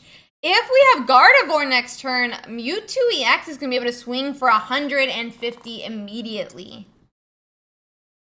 That's 50 damage into Blitzel now. Even if we have an evolution to Zebstrika, Zebstrika's not going to hit for enough to make that Pikachu, you know, do what it needs to do. And Pkmn is not powered up to be able to stun either just yet. Potentially, we could see some powering up onto that Pkmn, allow it, you know, to get marinated for that follow-up turn. But instead, Pikachu EX is coming to the active spot.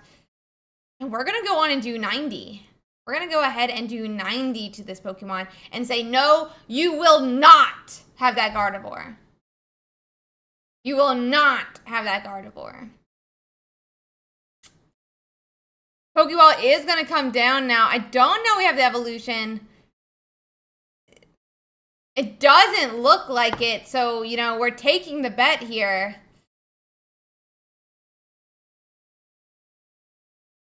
We are taking the bet here.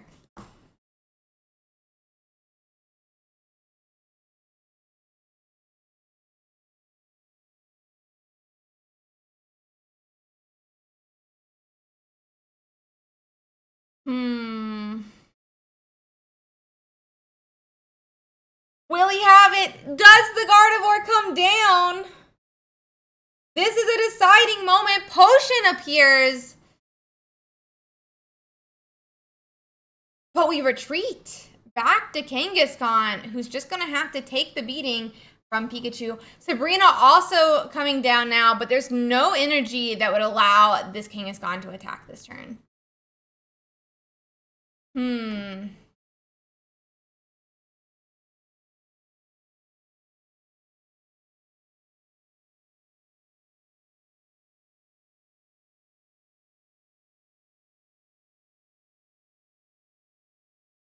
Let's see.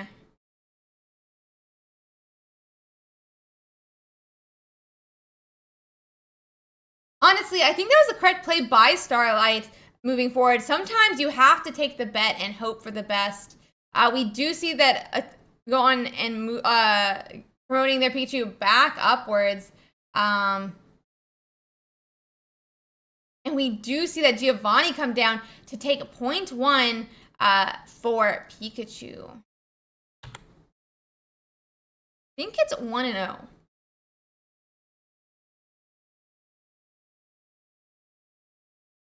It is 1-1 though in the finals. 1-1 in the finals. Gardevoir finally does appear, and we go from there.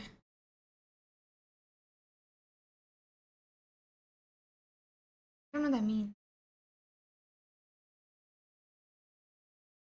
Let's see.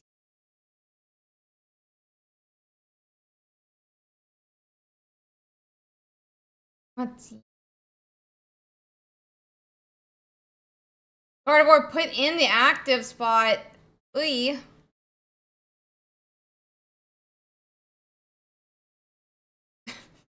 Alroy, that's not mine. Go ask Turboism to remove it, buddy.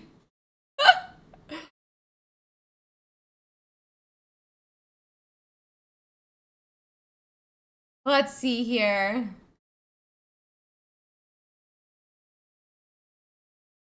We do just attack into this Gardevoir, though. No type of way to attack with the Gardevoir this turn. No energy was already on the Mon.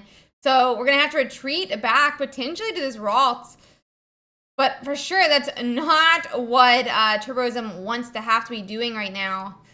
Both their Mons very low. I mean, do we have a Sabrina? I mean, Zebstrika kills Gardevoir regardless. A second energy, though, is going on that Zapdos, meaning we're not even hoping for it.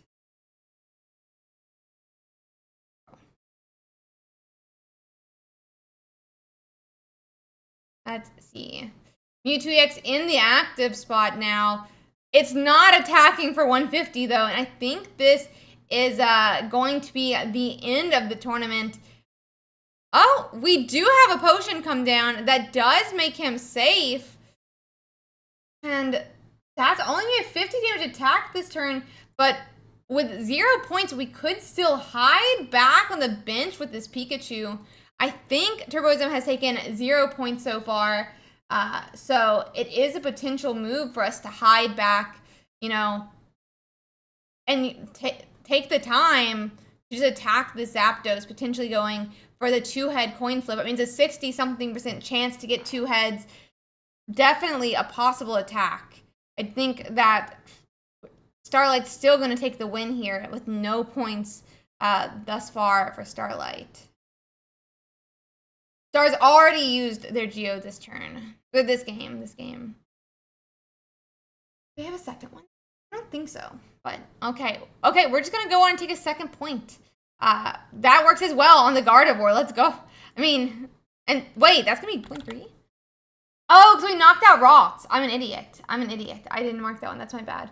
Okay, guys, that's going to be a win for Starlight, securing their finals win, first place in the tournament. And I'm very excited to see, you know, this game go so well. I was surprised that Pikachu pulled it off, but Starlight pulled off a masterclass in how to get that a win as Zebstrika versus a Mewtwo. That being said, guys, let's well,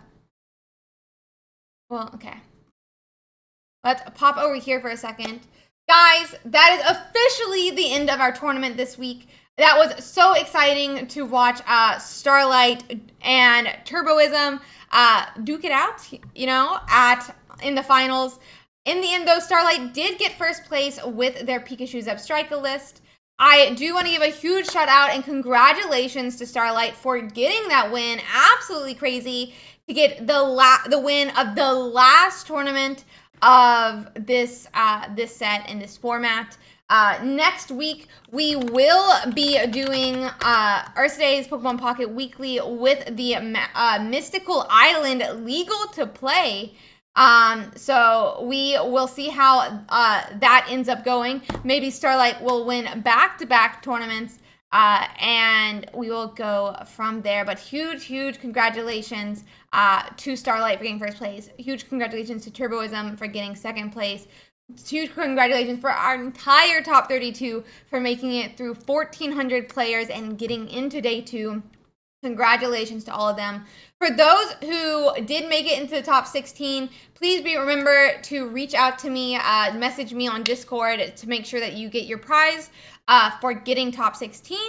But with that being said, guys, I want to give a huge shout out to that whole top 32 we just talked about. I also want to give a huge shout out to our sponsor, XP Collect, for being willing to sponsor our tournament every single week. Absolutely so appreciative to them for helping us in this way. I'm so appreciative of them. You know, it really, I think, helps this competitive community to have such a large prize pool tournament every single week that can be relied on. And yeah, thank you guys for watching. I also want to give a huge shout out to everyone who watched. Obviously, having a sponsor and having this tournament, you know, it definitely helps to have the viewership to support that. And I think, you know, such large tournaments every single week, it's a milestone for the community. And I'm just really proud that as a community, as a competitive community, we've been able to have these large tournaments every single weekend. That being said, huge shout out to our judge group, because without our judge group, we would not be able to run this tournament in the way that we do. We wouldn't be able to have such large tournaments. We couldn't even, you know, support them if not for our judge crew that makes it possible. I'm so appreciative to them for everything they do for us. And yeah, really, I just really appreciate them. So give me 1 second here, guys, to find someone to follow up with. Give me 1 moment here.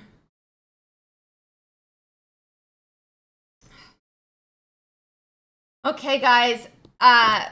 So that being said, huge shout out to the judge group. Thank you guys so much for help, and also thank you so much to the mods for helping us as well. Obviously, this could not be done without them. I do want to say, though, really quick, another shout out to our sponsor. Again, we couldn't do this without them. Honestly, I am so appreciative that they're willing to help us and support this tournament in the way that they do. Guys, I also, if you are watching on Twitch or YouTube, if you don't mind, hi, I'm Ursi. I cast and host these tournaments every single weekend. We normally try to have a co-caster on Sunday. Sadly, they were sick and could not make it today. But thank you guys so much. If you are on Twitch, make sure to follow. And if you're on YouTube, make sure to subscribe. If you want to know I'm going live, the best way to do that is by joining the Discord. We have a really awesome and active community that we'd love for you to be a part of. I also am active on a lot of different socials. I stream every single day Pokemon Pocket. And I am going to be putting up a lot of YouTube videos with that new set coming out Monday night, Tuesday morning, depending on where you are in the world. So guys, thank you so much for coming and hanging out with us. Huge, again, shout out to all of our players, our top 32. Congratulations to Starlight for getting that first place. And I am so excited for next week's tournament. That is the first tournament in our new set for a Mystical Island. Very excited and so happy to see what people think of, what's going to be played. I'm going to send y'all on over to our second place Turboism. I hope you guys have a great day, and I'm going to see you again tomorrow. Bye-bye!